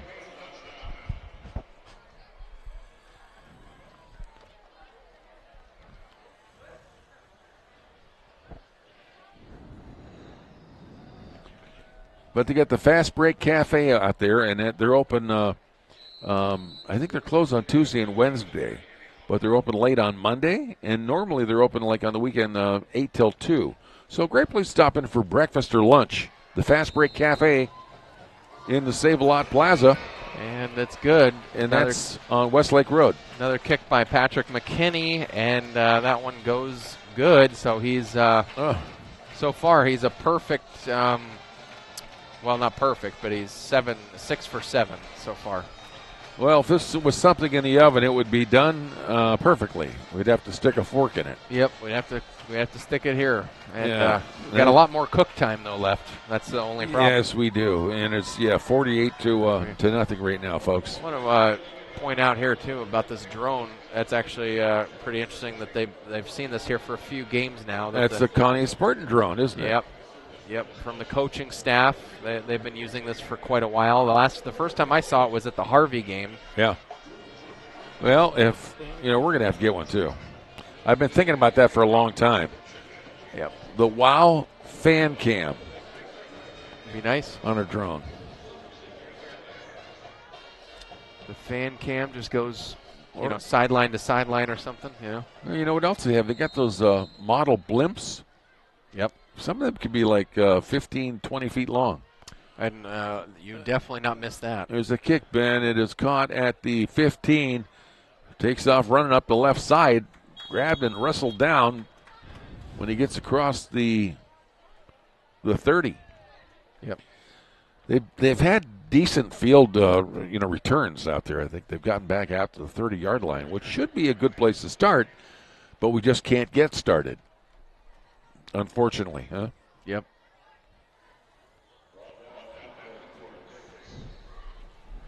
Yep, unfortunately, we just can't keep it there, and there's just a total disconnect, I think, on offense that we have not addressed so far this year. Not saying we could address it or it's going to be. Fumble. It's loose. Eagles got it, I think. Oh, my. I think so. No, they didn't. Okay. Jaden got it, right? Yeah, it'd be Jaden Anderson somehow landed on that. He did. I didn't. He wrestled for that one. That was, like you, I thought that was over. There was a couple of big Eagles that came in there going after that ball, and he was able to wrestle it away from them. Yep. Maybe that's the play to make him the player of the game. That's the play that he got Conneaut the player of the game honors. He got the fumble recovery. Yeah, I don't know if we've given it to him. Maybe we did once, but he's definitely in there now. Well, we did. Yeah, we did one time because since they've moved him to middle linebacker, he has really shined. Yeah, right. Yep. It's a great position for him. It really is. Rock made a great call on that one. Running play didn't go anywhere. Ends up losing a couple more yards, 3 more yards, maybe 4 more yards. Yeah, going to bring up a third down and 19? Right. Something like that. Yeah, they went back quite a few on that one with that and the fumble.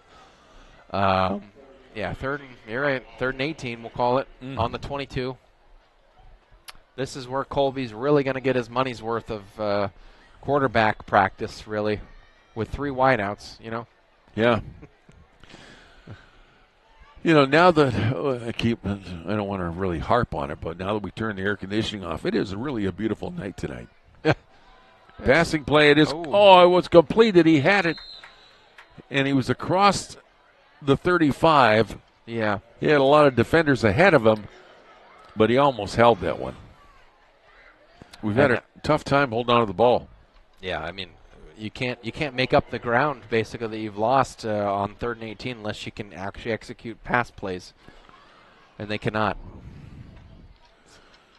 Well, yeah, we're going to have somebody here who can really get their foot into it. a booming kick, and this is a good roll for Conneaut, and it is grabbed at the 25. Takes off running for the far side. Now he comes back, and he does find opening down the sideline. Holding, though. There's holding there. Yep. They were holding number 66. That should be, there's a flag there. That is it. They're holding number 66 back. That was Gavin Nesbitt. Yeah, but he couldn't get to the return guy. Yeah. Because the Eagle was holding him.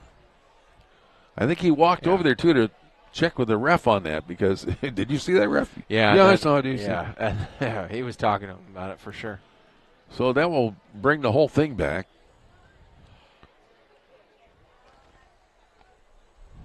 Which is good.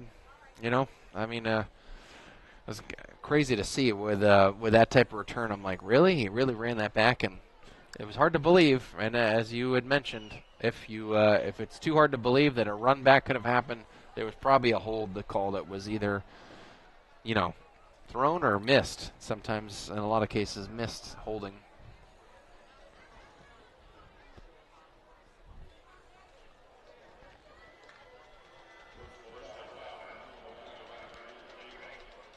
Block in the back is what they called it.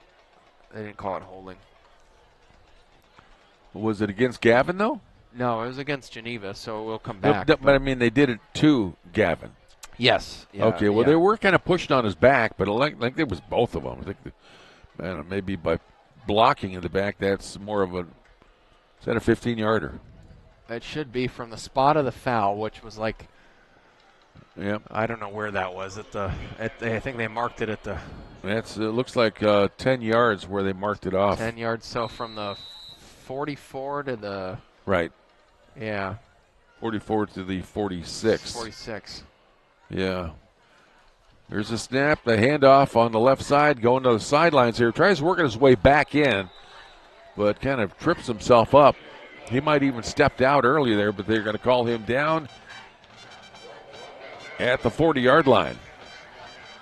1st and 10 for the Eagles. We got plenty of time left here, too. 6 minutes to go here in the first half, so they got lots of time in order to try to go down from midfield here down to the end zone.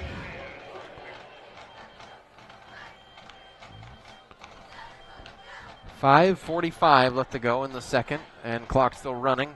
Spartans going to kind of search inside of themselves on something to do here. There's a running play. That's Deemer. Deemer's run out of bounds finally. Right? Oh, he gets that's in. It. He's all the way in. Yep. I don't know. Yeah. Hayden Deemer, who's just a big dude that also has blazing speed. Yes, he does. He's a good, crafty runner. Really. I'm just not sure on this Eagles team who's the best, most skilled player. Really, it's hard to say. Yeah, there's some talent out there, but we look like a beaten team, though, and we are. Yeah. But it seems like we're, the boys are flat. The boys feel. And the kick is up and good. So that makes McKinney 7 of 8 so far tonight. Yep. Takes us to 55. Yeah. 55 big ones for the Eagles. I can't drive 55. Yep. Yeah. The boys have to try to gather themselves, and they got to find. I guess all you have is try to find a reason to play. Yeah. You have a whole second half here. Yeah. And I know Coach wants to maybe go out there and experiment in the second half. That can put a little fire under the players because they're getting to show their talents for the first time in some new positions. That may happen. Yeah. Yeah, for sure. You want to at least, you got to, I would call it a hassle-free second half coming up. You don't really have any expectations at all. Nothing. Right. Even the coaches probably have very little expectation of you, just to basically execute your position as best you can. But really, everyone's just got to let it rip in the second half and just really exercise as much skill and execution of playing as best they can. So.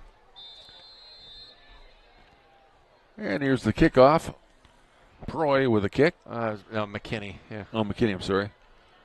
Oh, bounced off his knees right back to the Eagles, where they catch the fumble recovery. Yep. I've never seen that quite like that. Yeah, I don't know who that was. It went through his hands and it bounced off the Spartan knee. I don't even know what number it was. I think it was Cedeno. Oh, was it? Okay. But I'm not sure.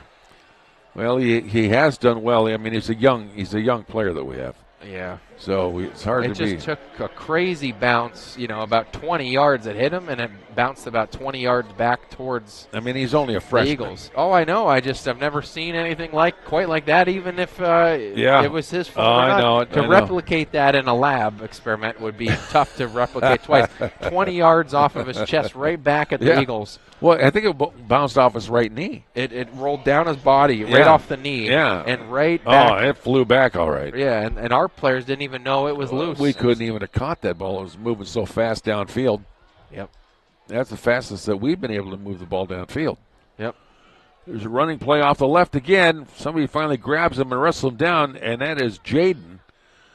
Finally bring him back to the line of scrimmage and say that's enough. It's enough on that play.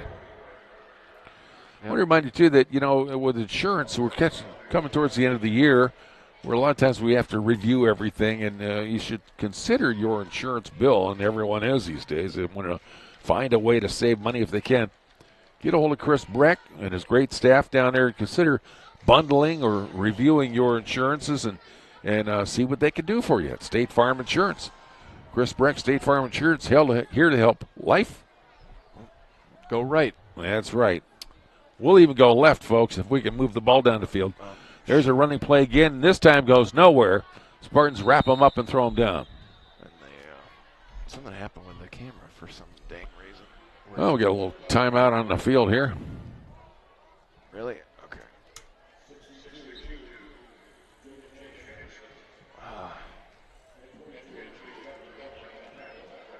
Yeah, bear with us a minute here. We had a change of batteries. Yep.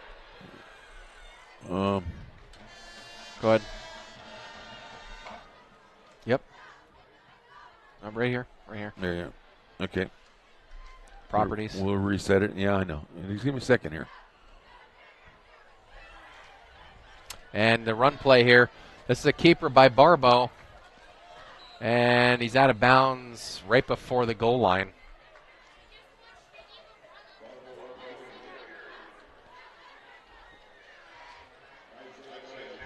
There you go. Presto. Yeah.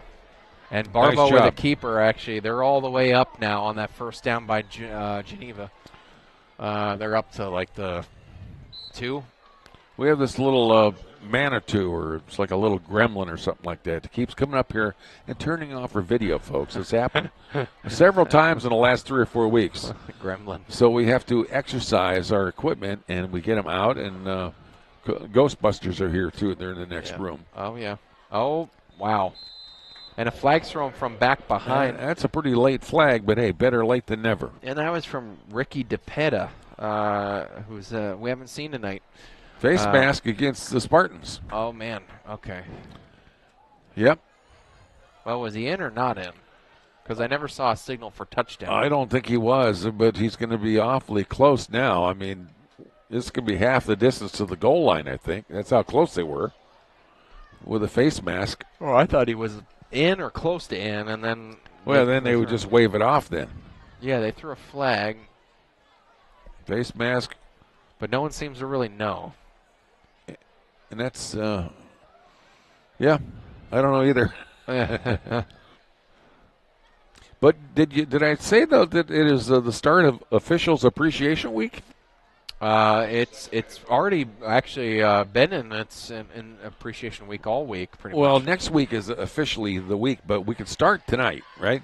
Yeah. There's a running play on the outside, but look at the Spartans grab him and wrestle him right out of bounds. They shouldn't throw a flag on that one. Who is that? That's Thad.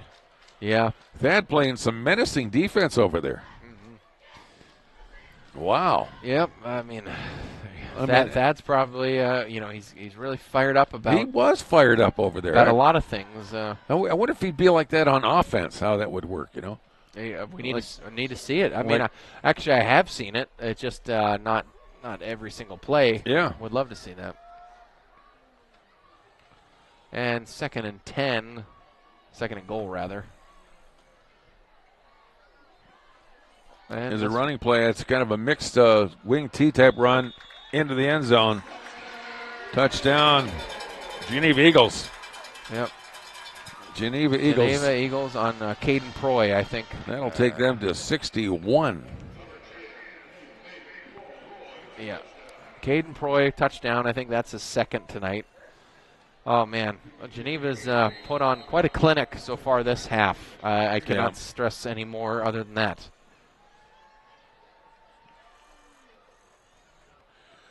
Well, there's been a lot of teams that have felt this. They've been on the wrong end of the Geneva Eagles offensive strategy. So there's a block kick. Yep. Okay. Nicely done.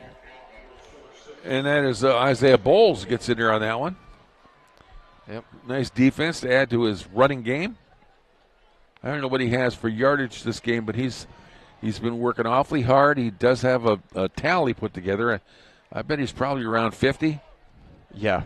I hope so. Maybe. Probably about that. We can get that maybe at half. Yeah, we'll see. Next door, maybe.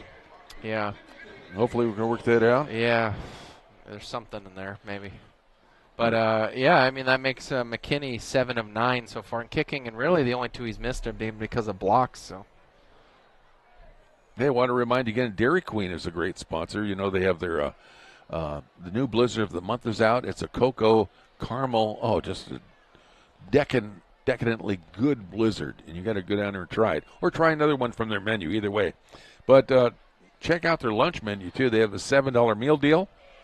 It's a great deal that they've got. You get a drink and a sundae along with your fries, your sandwich, or your chicken planks or whatever there, and you can upgrade your sundae to a small blizzard for $2. Mm-hmm. $2. How can you go wrong? Dairy Queen. There's the kick. It bounces, and they're going to let that one go. Do not pick that up. I don't know why he's trying to. It's the safety. It's touchback. I mean, rather touchback. Yeah, that's what I mean. Yep. So I'd bring it out to 20. He ran down. You know, we'd made mistakes down there before. He ran down, got awfully close to the ball, and that is the last thing you want to be close to. I know. You know. Seems like they're really unsure of themselves out there or something, you know? It's just, what's going on? Well, I don't know. You know, they're probably thinking, I wish I would have got it and done something with it. Coach is expecting me to run this ball back for a touchdown. And there will be a time and a place for that with all our players because we have, like we said, so many of our young men will be back. We're going to have these guys, this crew right here, playing for us for a number of years. And each year, when they come back, they'll be a little bit bigger, a little bit more mature, and a little bit more savvy out there as far as being a player for Coach Rocco. So we look forward to that. We're not down. We realize where we're at right now, and we're enjoying it. It's a pickoff. That was not thrown high enough at all.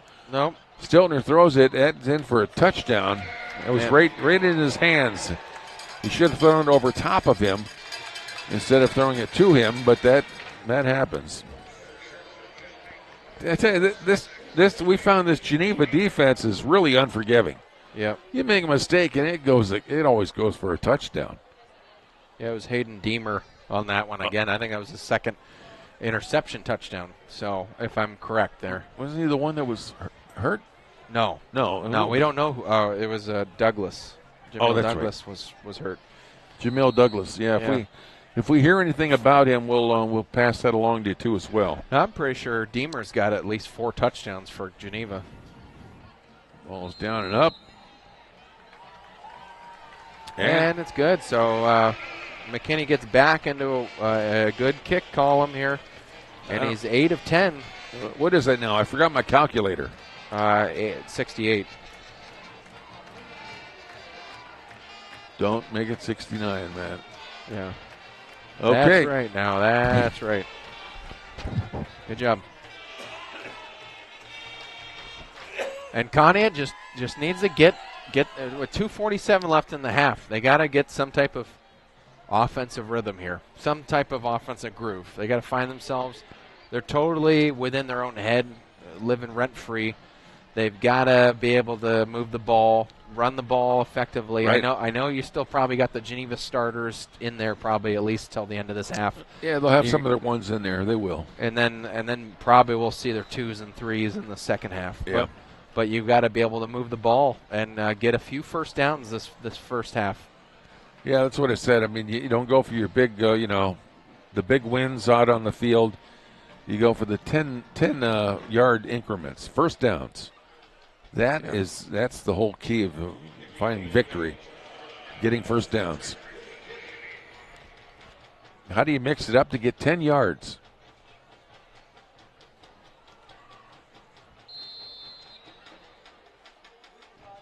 Caden Proy with the kick.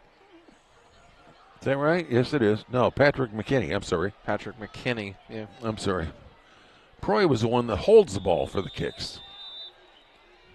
Right? Number 10? Yep. So, Proy's the holder. He's in the backfield. He's not kicking. Also a running back as well. Right.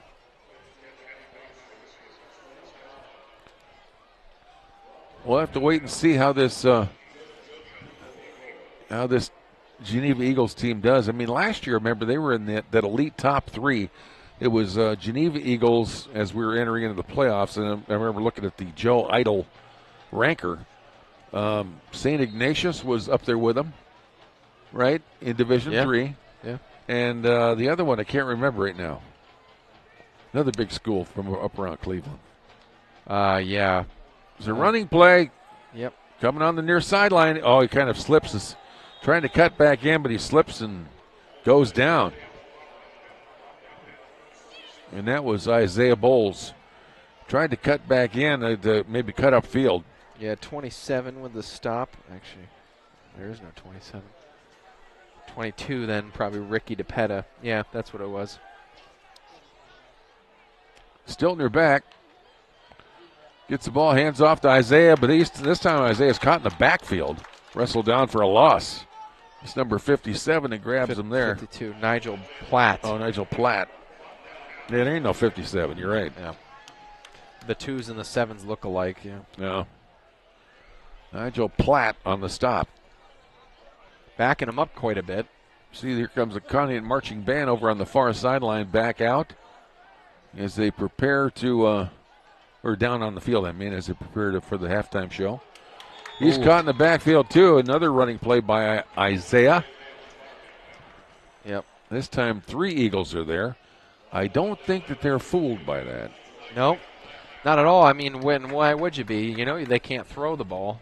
We haven't been able to throw it. Well, so the only thing successful enough is trying to run it through Isaiah. Yeah, you know, he's had some balls that have been on target. He really has. I mean, I can't blame it all on the quarterback. I think the receivers are a little apprehensive out there. But you haven't been able to get completed passes. Yeah, and they know there's some big guys out there on that defensive backfield for the Eagles. Yep. This one completed Isaiah. He cuts it back upfield. Wham. Oh, hit hard. Yep. Hit hard and brought down. 19, Devin Owens, I think, was one of the guys out there that brings up making the stop. That's a first down there.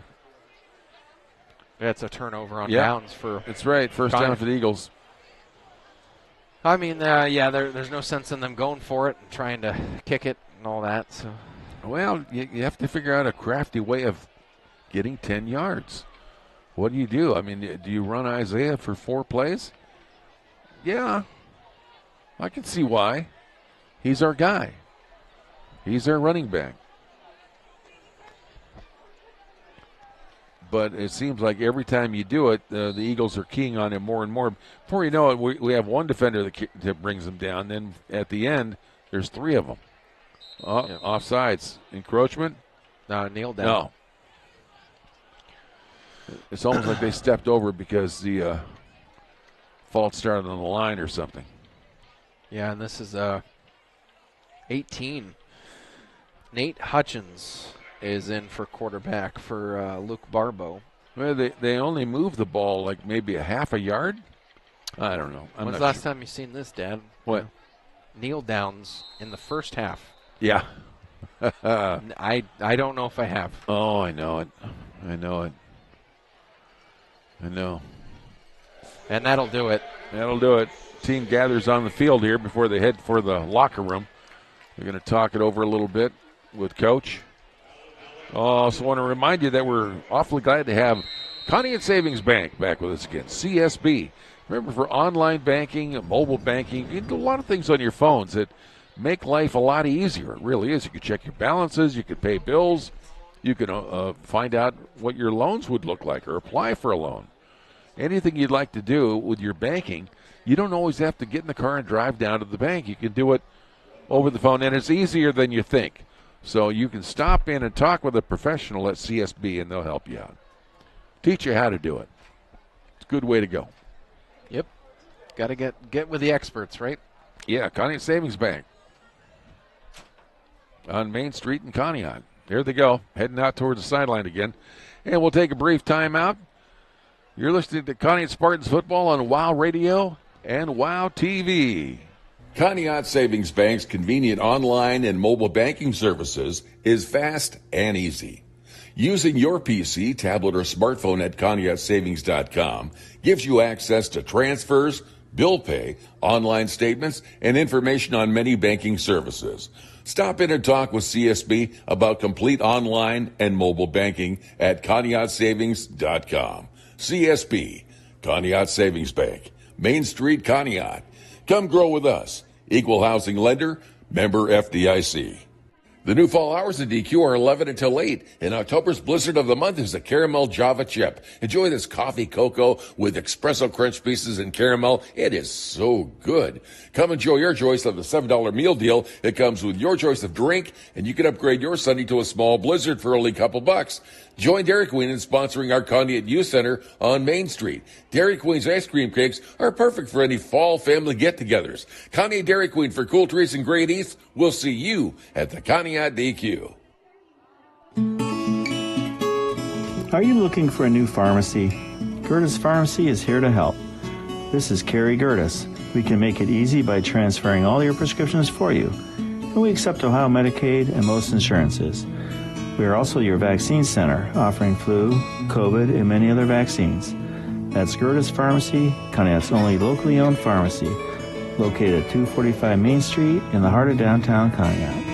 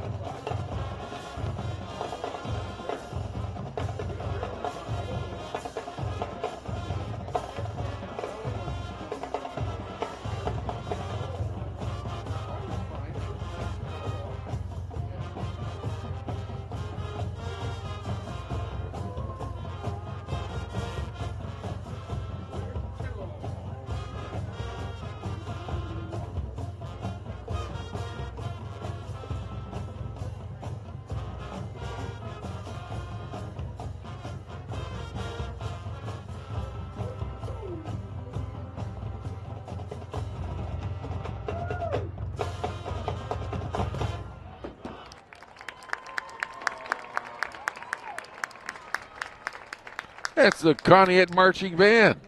Nice job on the Michael Jackson song.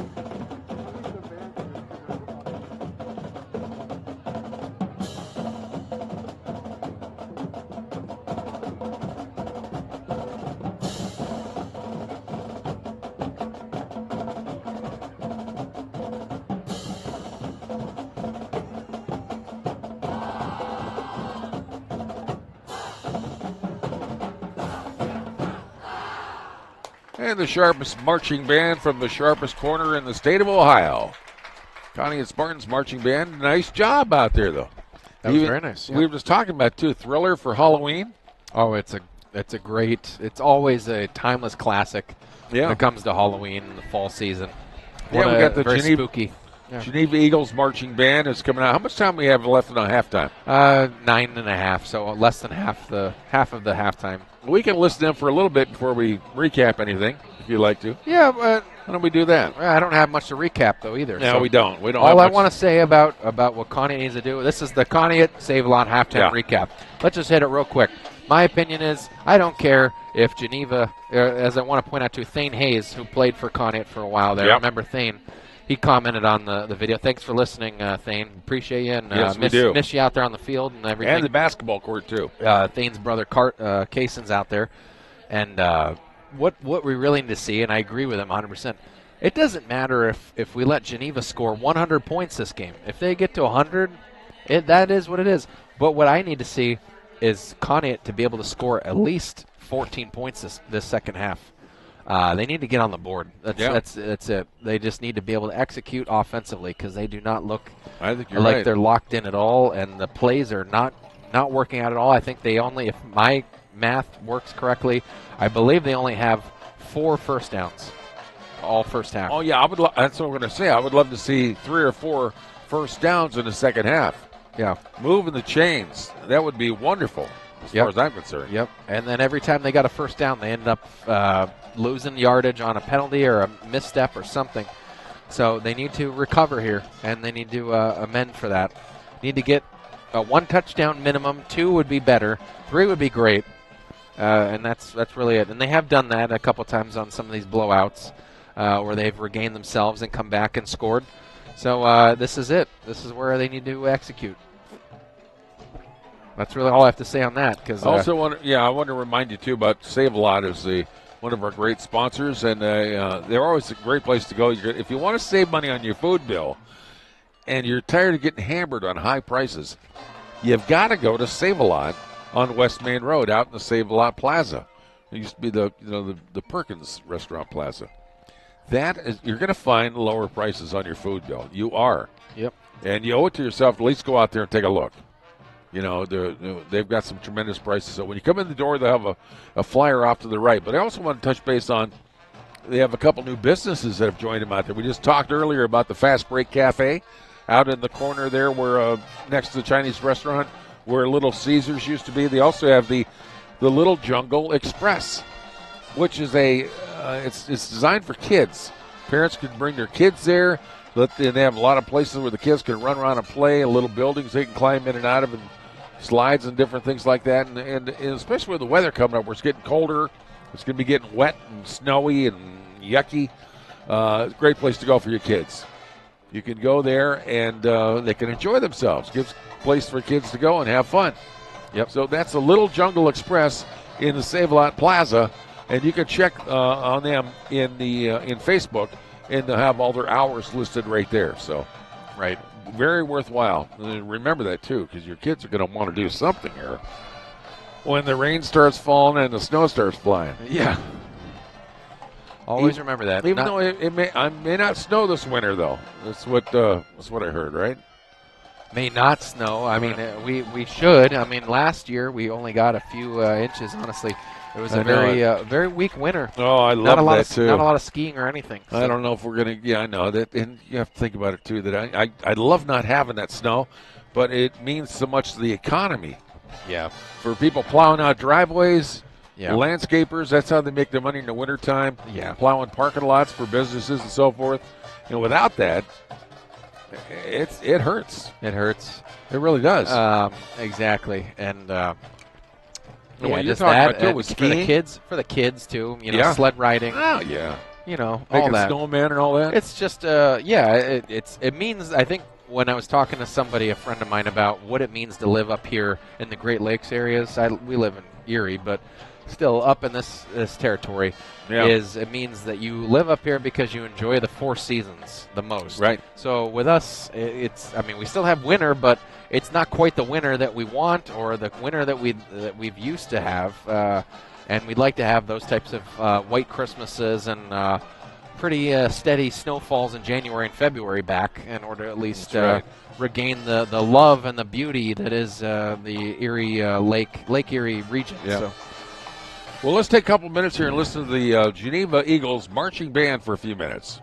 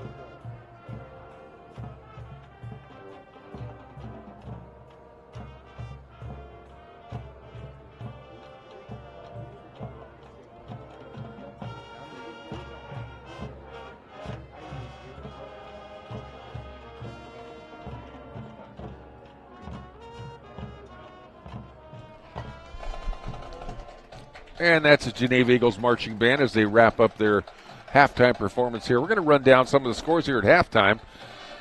This will be the high school scoreboard brought to you by, we can't tell you. It's a secret sponsor. Conneaut Savings Bank? No, we have a secret sponsor for that. Oh, secret sponsor. Yeah, well, we can't announce it yet, though. We thank them for being our sponsor, but we can't tell you who it is. But on the high school scoreboard, McDowell has the 30-7 lead at the half over Cathedral Prep. Unbelievable. Yeah, I mean, Cathedral Prep now playing 4A ball, so they're a lot smaller than McDowell, but McDowell's been a lot better, and Cathedral Prep's not as dominant as they used to be. They have us, obviously. Madison leading Edgewood tonight, 35-7. Oh, my goodness. Can you believe that? How about Perry? All over Orange tonight. Orange can't get anything together. 48-0 at the half. Yeah, not too surprising. We know how great Perry is. Unbelievable. Unbelievable, yes. Orange, at least, we hung in there with them. Sharon, all over Grove City tonight, 35-0. That's kind of a shocker, too. I'm really... Sharon's on a run this year. I don't know if they've lost a game. Grove City has played very well against some teams. They really have. And other times, they surprise you by how poorly they played. Yeah. Also, the Cash Eagles in the third quarter now have a 7-6 lead over Slippery Rock. I don't know what's happened with Slippery Rock. They're not quite there. They have. I know they've lost a few games. Yeah. I've been surprised by them. Yeah, they take turns down there, though, too. They really do. Yeah. Men are all over Shaker Heights tonight, 31-6 at half. Yeah, and Harbor Creek has a 17-6 lead over the Girard Yellow Jackets, our neighboring city to the east. Pymatuning Valley Lakers over top of Fairport Harbor, 26-0. Yep, Hickory has got a 49-14 lead on Titusville, which Titusville beat Grove City rather soundly earlier in the year. Yeah, which also blew my mind. Chardon Hilltoppers over top of South Rebels, 35-0. Kirkland all over Berkshire today. This kind of tells you where we're at, with how well Berkshire played against us. Yeah, 46-0. Kirkland. Yep, and at that's the half in Burton too. West Geauga, very good school, over top of Harvey, but a close game, 24-21. The Wolverines have the lead at half. Fairview Tigers in Western Erie County across the line has a 10-0 lead on the Fort LaBeouf Bisons. That's a heck of a game. Yep. Independence, Blue Devils, we played them week 2.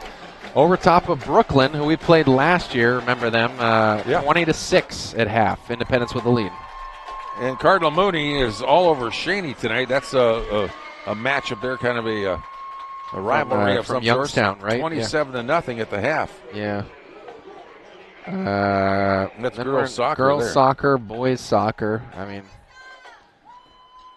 yeah, that's about all we got. Boys football, that was last week, so we got last week's scores. That's pretty much all we got. A couple of games for tomorrow. River Rouge is playing. That's these are old games. That's all we got. Yeah, that's what I mean. Yep. Something to keep in mind, I guess, in pro baseball. I mean, you got tomorrow. You got Cleveland playing at home against the Detroit Tigers in the playoff series. This is a big deal, the ALDS. This is the start of it, and this is where Cleveland needs to get back into shape here. I believe it's Tarek Skubal for the Tigers pitching against Tanner Bybee. Tarek Skubal being a Cy Young contender this year, probably going to win the Cy Young for the AL. So you got that. Game 1 is on Saturday. And that's at 1 o'clock, and then Game 2 is on Monday. So, and then the Browns as well playing on Sunday as well. They're playing the Washington Commanders at 1 o'clock, and they're trying to avoid falling to 1-5. 1-4. 1-4. They're 1-3 now. Yeah. Well, and I know. Commanders are pretty hot, believe it or not. Formerly the Redskins. Yeah. Yeah.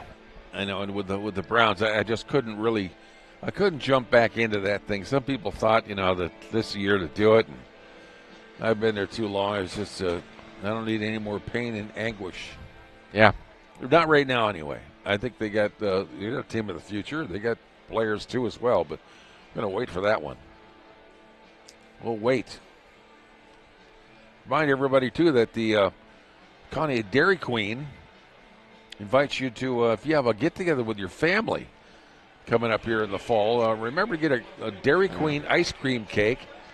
And it's a perfect topper to whatever meal you're having, even if you're going to squeeze in. We're going to have some good weather here, too, before we hit into wintertime. So you're going to have a picnic or something like that, or squeeze one of them in for before the end of the year, or if you're going to just have dinner and get an ice cream cake from Dairy Queen.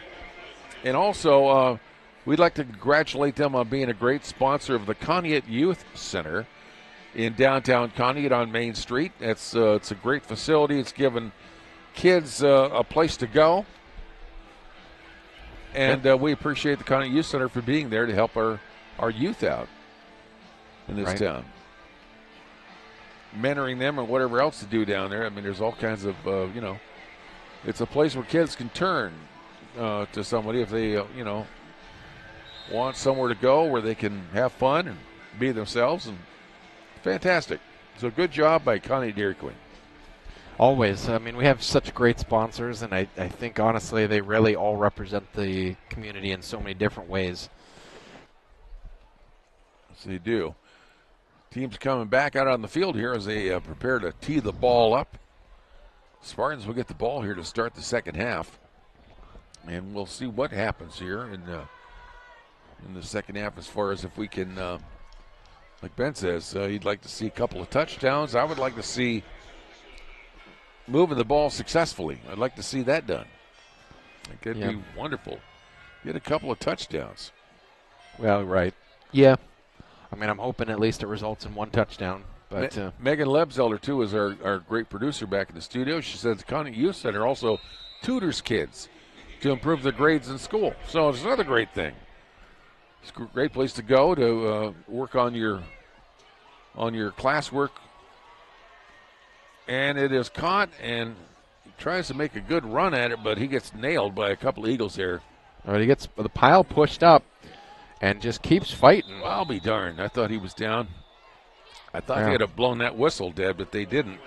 And that was Devlin Knapp. Yeah, Devlin Knapp was driving that one. Complete with his cast out there. I know. We said we haven't seen much of him, but he gets in there and he makes a tough run at it. So, my goodness.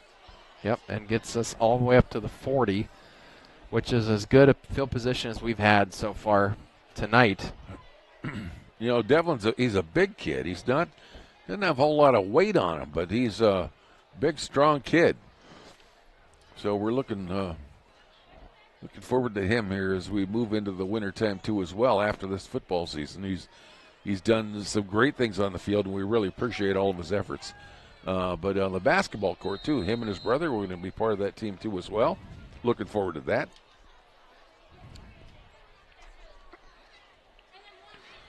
And it's a running play. Oh, but he is caught in the back. Oh, he almost gets wrestled down. He finally does. Who was that almost got him there? It was 18. Oh, 18. Jaden almost had him, though. Jaden went down. He almost had him for a big loss, probably 4 yards, but 18 finally grabbed him. Nate Hutchins, yeah. Yeah.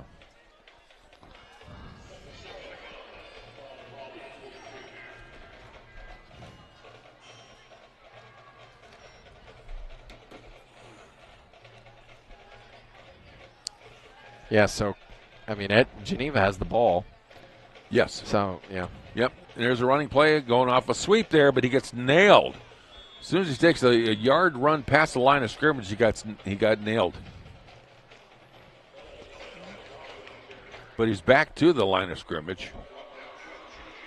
So it looks like the Spartans are playing a little tougher out there at the line of scrimmage. I mean, it's all their Geneva's got their twos out there right now. So yeah, Conneaut's got to tighten up and play against their twos tough, and hold them.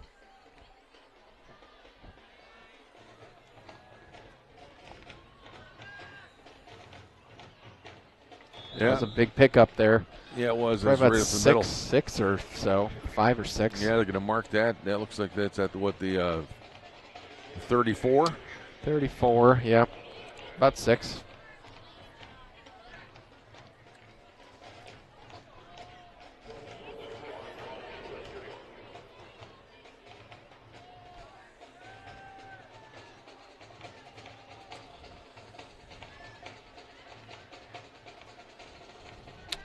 Run up the middle. It's a keeper. Looked like it was a handoff on a sweep, but instead he kept it, and he got a yard or two, and then he got pushed way back.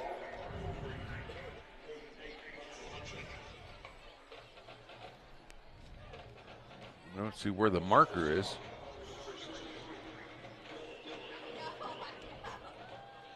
And it's I'm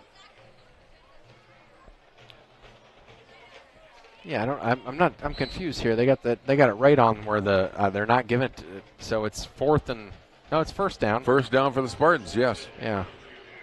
But that wasn't where the line ended, was it? Yep. That's where it was. Okay, running play off the far side over there. Is that Cendeno? No, Isaiah Bowles. It is Isaiah still out there. I thought yes. No, they got the same guys. They got their ones out there because it's the only way we're going to get downfield. And, I mean, to point out, too, I mean, I know it's the second string for Geneva, but first time that Conneaut forced Geneva with a turnover on downs. So Stiltner is back in the shotgun. Let's see if he'll throw the ball here at all. He does. Passing play out to the side.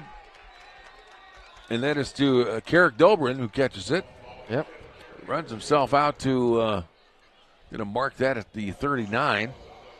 Got to get him involved. Yeah, so. this brings up a third down in 3 or 2. Mm-hmm. Trying to get everybody we can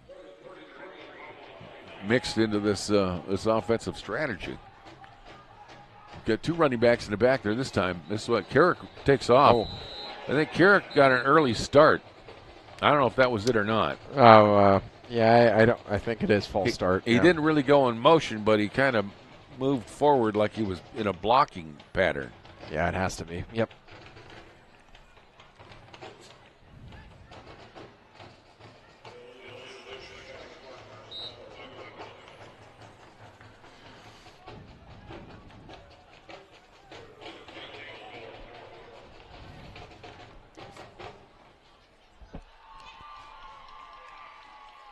Takes a snap. That's across the middle. It is completed. There you go, Devontae Harris. Yes, Devontae, nice catch. With a first down. And he does run into a couple of Eagles right away, but he still falls forward for another couple of yards. That brings up a first down. Moving the chains. That's what I love to see. Yep. And just some progression with passing the ball. That's it. Another low snap. Stiltner hands off the ball. That's Isaiah again, I think. He picked up a couple of there before he's finally driven down. I think on forward progress, they do give that to him at the 48-yard line. Right. Ben, you took a little trip today, a little day trip with the missus. Went on a train ride, I understand. Oh, yeah. Oil Creek, Titusville Railroad. Very nice, actually. About an hour drive south down Route 8. That train line's been there for about 150 years, so it's been nice.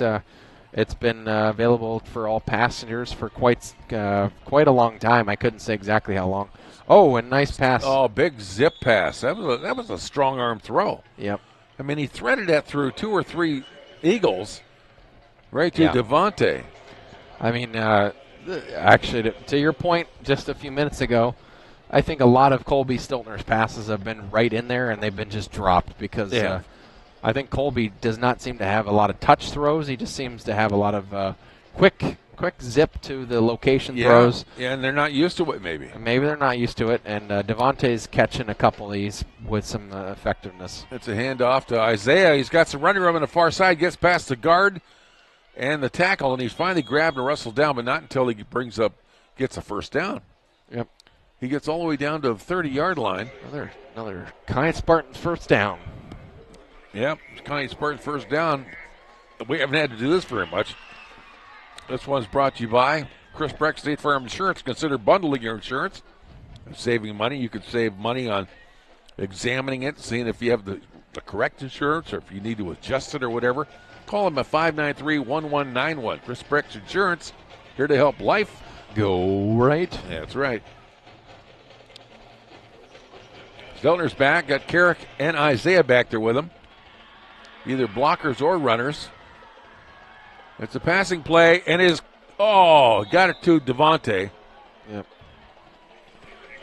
I'm not sure if that was too high, maybe, or well, he got hit pretty good, yeah, too. Devontae just got hit, and that was it. Okay, second down, yeah. I know what you're saying, though, about I think when they got the ones out there, the Geneva Eagles ones, I think there's a little apprehension or intimidation. Yeah. They're a little concerned about getting hit and hit hard. I know, but I mean, last year that was a lot of our problems was no receiving team at all. Oh, nice run. Here we go, Carrick Dobrin. He gets around the side. He had to beat one guy to get a little bit farther downfield, and that was number 18 that caught him there. 18. Hudgens, who's been in at quarterback so far. But your trip down to the Oil City and Titusville Railroad. Oil Creek and Titusville, Oil Creek and Titusville. Yeah, nice ride. About 3 hours round trip. Not real trip. expensive either, is it? No. I don't remember. I think $20 a ticket, something like that. There's a running play. It's a flank pass out there. Oh, he doesn't. It was right to him. Couldn't hold on to it. My. Drops the ball.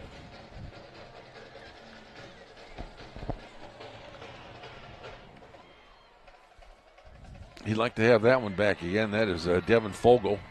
So we're running a lot of our twos out there now. But with fall coming, though, and the leaves turning color, yep. The next couple of weeks probably going to be a beautiful a beautiful little excursion, right? Yeah. Taking the train trip. Yeah, I'd recommend it. Yeah, especially next week, sometime in October. I know they have a special event going on October 26th, the weekend before Halloween.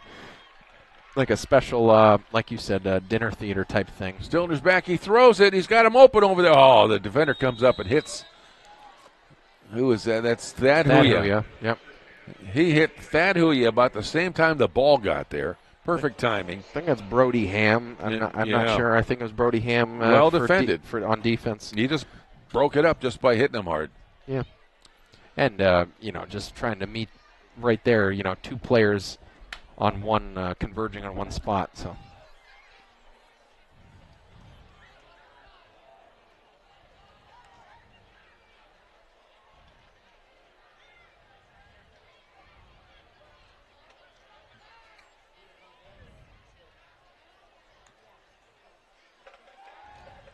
Oh, got batted down. Stilner tried to throw it. Looked like he was going for Thad Huya again across the middle. Yeah. They got batted down instead. I mean, Colby is pretty short, and a lot of them have been blocked, and then he threw probably three picks in that. That brings up first half. Third down and 20? Yeah.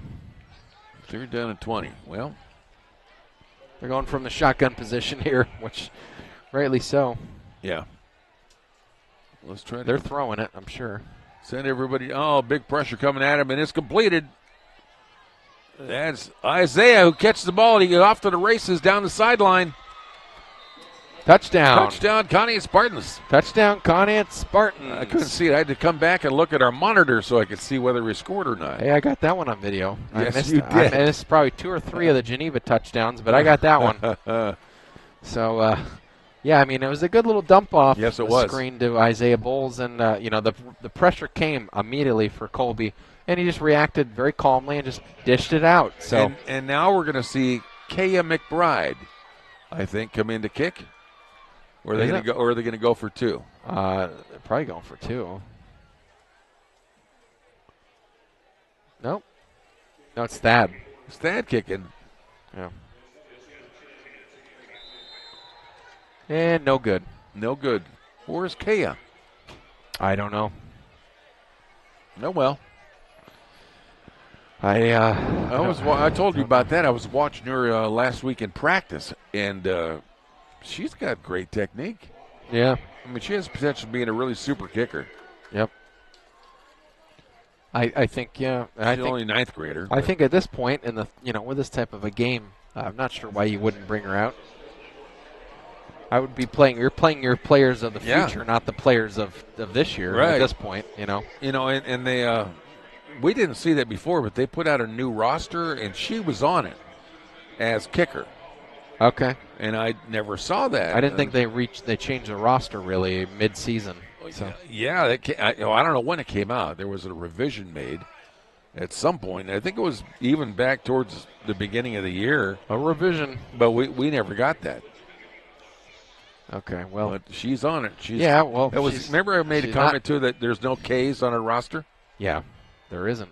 I mean, Thad Huey has always been a kicker in the sense that he's been kicking off all year, and he's kicked field goals in the past. Yeah. I mean, last year and the year before he kicked some field goals.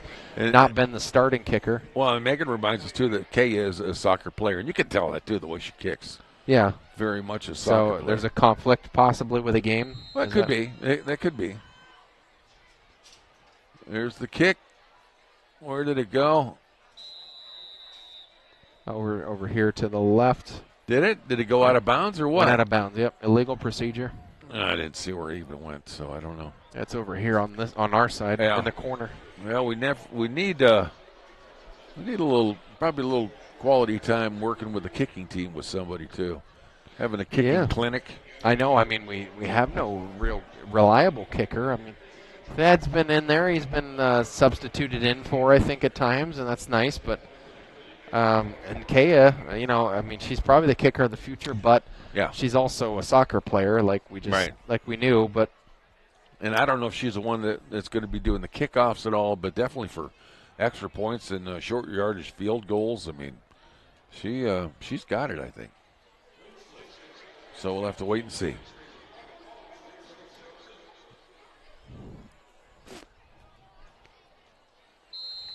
Okay, so they have a little timeout. The number twos need to talk with the coach a little bit because they're like, well, we're not using this, coach. I think it's going to end I think the third quarter is going to wrap up. They're not even going to take the field. That's a good. Yep. That'll be it for the third quarter.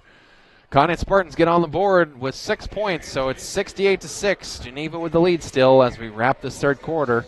Come back with fourth quarter and more right after this on WOW Sports. Your Conneaut Save-A-Lot grocery store is a proud Spartan sponsor. Your Save-A-Lot means the lowest prices on the name brands you know and love every day.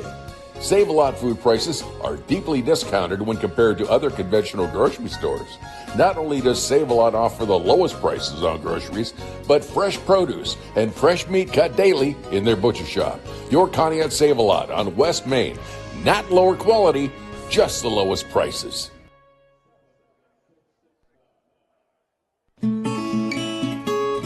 Are you looking for a new pharmacy? Gertis Pharmacy is here to help. This is Carrie Gertis. We can make it easy by transferring all your prescriptions for you. And we accept Ohio Medicaid and most insurances. We are also your vaccine center, offering flu, COVID, and many other vaccines. That's Gertis Pharmacy, Conneaut's only locally owned pharmacy, located at 245 Main Street in the heart of downtown Conneaut. And we're back. There's the running play. Didn't really go for much. No. That's no yards gained there by Geneva. I missed who that was, but Dylan Phillip on the stop for Conneaut. And we didn't notice this all game, but now we look awfully big compared to the Geneva Eagles on the field. Yeah, now with their twos in there, this is all 9th and 10th graders for Geneva. Yeah, we've got a definite size advantage on them. Oh. But that's okay. Look what we've had to put up here. Oh, and there's a running play. He's got some blocking too. Gets his way down to about the 47-yard line. That's Hutchins with the QB keep.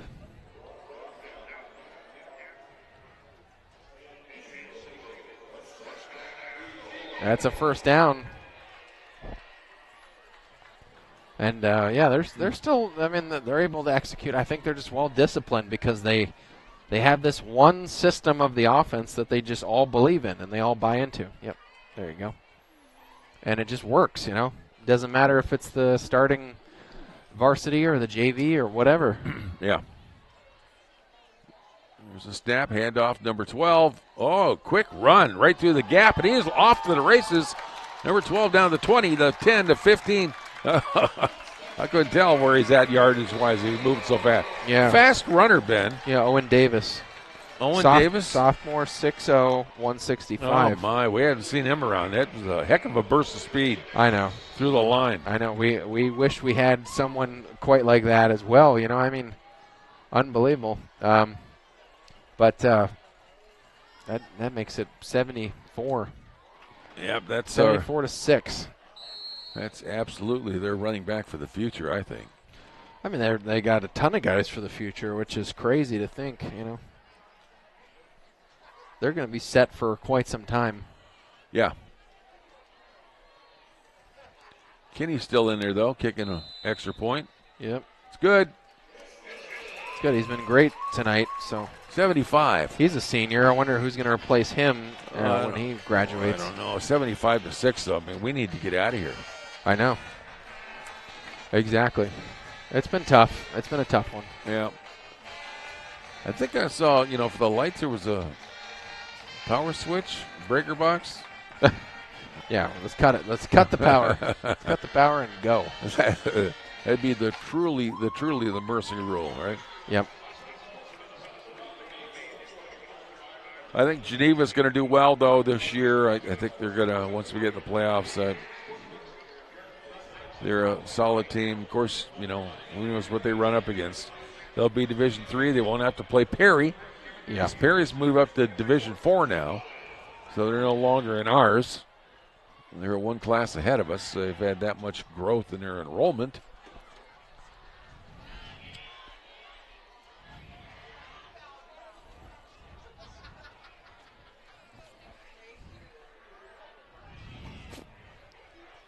How about what Penn State? UCLA tomorrow. Yeah, UCLA. Looking forward to that. UCLA Bruins coming to Happy Valley. Yep, in Penn State. Yep. I knew someone that was planning to go. So it should be interesting. I mean, it's the first big test, I think, for Penn State, probably. Well, it could be, yeah. I mean, I think Illini was. Illini, and they dealt with them pretty good defensively. Bowling Green was also quite a tough game for Penn State. Unbelievably, it did take them a while to get rolling against the Illini, though. Yeah, offensively it did. Offensively, for sure. Yeah, I just the defense really stood them up in the second half. And then after that, then we have to go out to USC. Yes, out in California the following week. Yep. How about Ohio State? Ohio State's playing Iowa. Oh, that's right. That's their first big test, too. Yeah, that's a big one. Iowa's not ranked, but they're 3-1 on the year. Hawkeyes are always tough. They're always tough. Yeah. Yes, they are. Should be interesting. I think Ohio State wins probably maybe easier than we all think, but we'll see. We'll see how good they are. And it's at the shoe, too, right? Yeah. And that's what I thought. Stiltner is back, rolling out. It's a little pitch out to Isaiah, who catches the ball. Runs in a couple Eagles, but that was a graceful pitch. Yeah, he's out to about the 37. That's where they mark that. Yep. Nice little kind of a shot put. I call it a shot put pass, or more like a dart. Yeah, throwing a dart. A dart throw. Yeah. Yes. Out to Isaiah, and about 5-yard gain. So at the 36, we'll call it. Is Bob Shackle and Chuck Guglielmo over there still? Yeah, as far as I know. Okay. Oh. There's a running play. Didn't go anywhere. Stiltner handed it off. Yep. That was to Carrick Dobrin, and he took a big one. Big wallop. Yeah. The line caught him there in the backfield. So Marcus Quinn, I think. Number 55? Yeah, I think. Yes. Yeah. Yes, it was. It's 5'11", 165. Not very big. They've had some huge guys in there, though, which is crazy to think. That guy seemed pretty big, and he's not even close to their biggest player. Pitches up. He kind of lateraled that forward, and that didn't go for anything. Yeah, Carrick lost a few, and now instead of 2nd and 5, now we've lost lost yards on 2 consecutive plays. Now it's 4th and 12, we'll call it. Yeah. So. It seemed like we keep trying things up the middle. And that has not worked well. The middle has not been a place where we've had a whole lot of luck. Some, but not a whole lot. Yep. I think across the middle, over the top is where we need to. And we've tried lateral a lot, too. Passes out to the flank. Yep. Stiltner back. He throws across the middle. Runs. I think he caught that, right? No. He didn't. Okay. Kishbaugh was the intended receiver. It was close to the defender getting him early. Yeah. But there was no flag or anything on that, so. Nope, that's a turnover on downs. Maybe that's part of the mercy rule, too. If there's a penalty, I just let it go. I know, right? Yep. And who's playing tonight? Is there a game on? What's that? College football or anything like that? Or not college football. Pro baseball, I think, right? Baseball? Yeah, that's right. Playoff game. There will be a play. I'm just wondering. I think the refs probably would like to get out of here, too. Maybe they want to go. No. Actually, technically, no. Everything's tomorrow. All the playoff games are tomorrow. So. Well, that's it. So we're the biggest thing in town then. Yeah. We're the biggest thing since sliced bread. Can you believe this? Yeah, we want to thank you all for joining us tonight. I know this game did not go the way that you would have hoped it would have gone. And neither did it go the way that we would have liked either. But nonetheless, we're here and we're following the Spartans. We'll announce the Dairy Queen Player of the Game quickly. Yep. We'll hit up on some scores around the league maybe, and we'll just wrap up from there.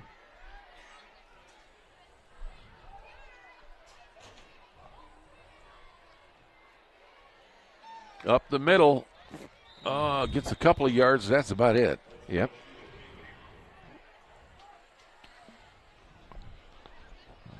Yeah, it looks like they're serious about driving for another touchdown. Yeah. How much time we got left in this one? 5 minutes, a little over 5. Yeah. Clock is rolling, so should go quickly, but we'll see. It's 9:15, so it's right on time, I'd say. Yeah. Isaiah's quickly exiting the field.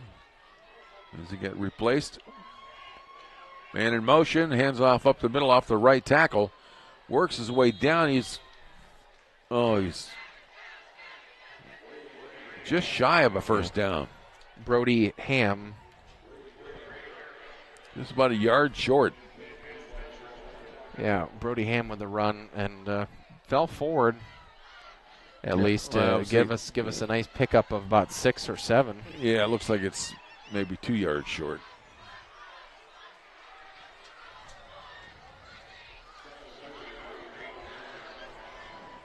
And they're knocking on the door one more time. One could not believe this if they end up scoring. We might have never seen a score this high. Well, they do not need to score for our sake. Yeah.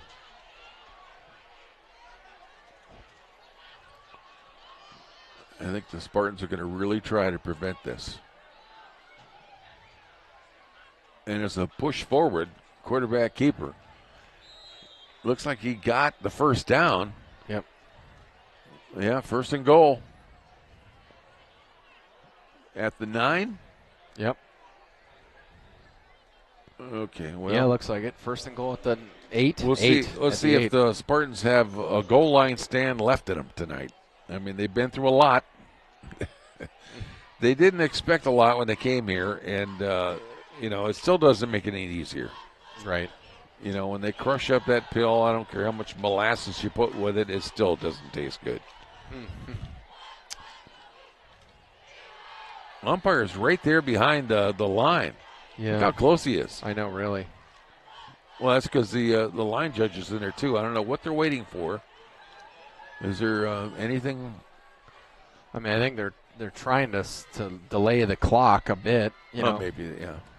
Oh, they're going to kneel. Oh. They took a knee? They took a knee. We got 5 minutes left in the game, though. 2.5 now. Okay. I don't know if they're going to run. I'm not sure. They're kneeling down. Well, yeah, that's sportsmanship. They're not going to score. Basically, they're not. Yeah. That's what coach said. Yes. Do not score. That's what their coach is saying, is that we're not going to score 80 points on these guys. Yeah, we're not going to do that to them. That's great sportsmanship. That shows a little respect for the team you have across the field, and you got to hand it to them for that. Right. Yeah, we don't need to demoralize them, is what he's saying, right? Right. Any more so? Right. Exactly. I mean, there's been one injury per team too, as we recap it. Unfortunately, real bad injury early on in the game to Jameel Douglas. Yeah. Lineman for the Eagles, senior, may not play another game this year. We have no idea. He was carted off without any help on his own. So we'll see. Well, he was standing though. He was standing right. No, they got him on the stretcher and they got him right on the cart. That's right. Then Aaron Johnson got hurt on our side, and he stood up. He was standing, but he got on the cart. But he did. But it didn't look good. But his left leg, I guess, is what the report said. His left leg was a problem. We'll see. But he may play this year. We'll see. Well, if we don't get any answers back, we'll try to get answers for you with the next coaches show. Yeah, Aaron Johnson is a good question to ask there. If prognosis for Aaron Johnson, I say with that nod of approval there, I say we give Aaron Johnson player of the game, probably defensive player of the game. Yeah, as our show of support for him. Yeah, to heal up. Yeah, I agree. Yeah, and playing, all year pretty good, right. And just hasn't quite had star-studded plays, but a couple he's been on. He has, and he was out sick for a week or two there too. He's only a junior. We'll have him back next year too, as well as the end of the rest of this year. And then on offense, we said Jaden Anderson for getting that fumble. Yeah, and for just playing good on the line. I agree with that. Yeah, he got the fumble recovery, and that's enough. We'll just do that. That's the final score here tonight, though, folks. 75-6, Geneva Eagles all over the Conneaut Spartans here tonight, but it's kind of what we expected. They're significantly a bigger school than us. Yep. Big roster, and they played very well tonight. So I have a couple extra scores to hit real quick. Okay. We'll hit them real quick. McDowell over Cathedral Prep right now in the fourth, 37-21.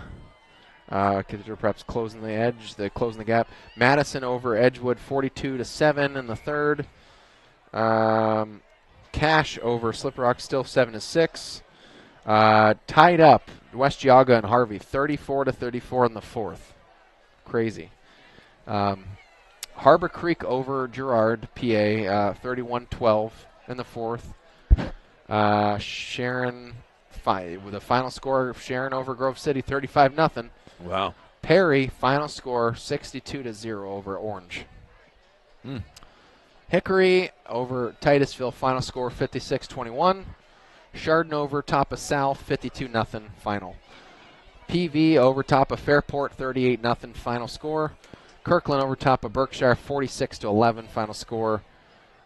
Fairview over top of Fort LaBeouf, 10-0 final score. Menor over top of Shaker Heights, 45-6 final. And Independence over top of Brooklyn, 28-6 final. Cardinal Mooney over top of Cheney, 27-0. And Wilmington over top of Sharon. Oh, that's girls soccer. That's everything from us, all of us here. Yeah, Wow good night. Sports. Have a great night. Media and Spartan Nation present Conneaut Spartans football on WOW TV, 1360 AM and WOW 102.9, and always free. Brought to you by your great Spartan sponsors. Conneaut Dairy Queen. Enjoy lunch, dinner, or a cool treat soon at your Conneaut DQ. Chris Breck State Farm Insurance. Here to help life go right. Conneaut Savings Bank. Come grow with us in Conneaut and Austinburg. University Hospital Conneaut Medical Center. Advancing the science of health and the art of compassion. Conneaut Save-A-Lot Food Store. Not lower quality, just the lowest prices every day. And Gertis Pharmacy, family owned for over 60 years on Main Street, Conneaut.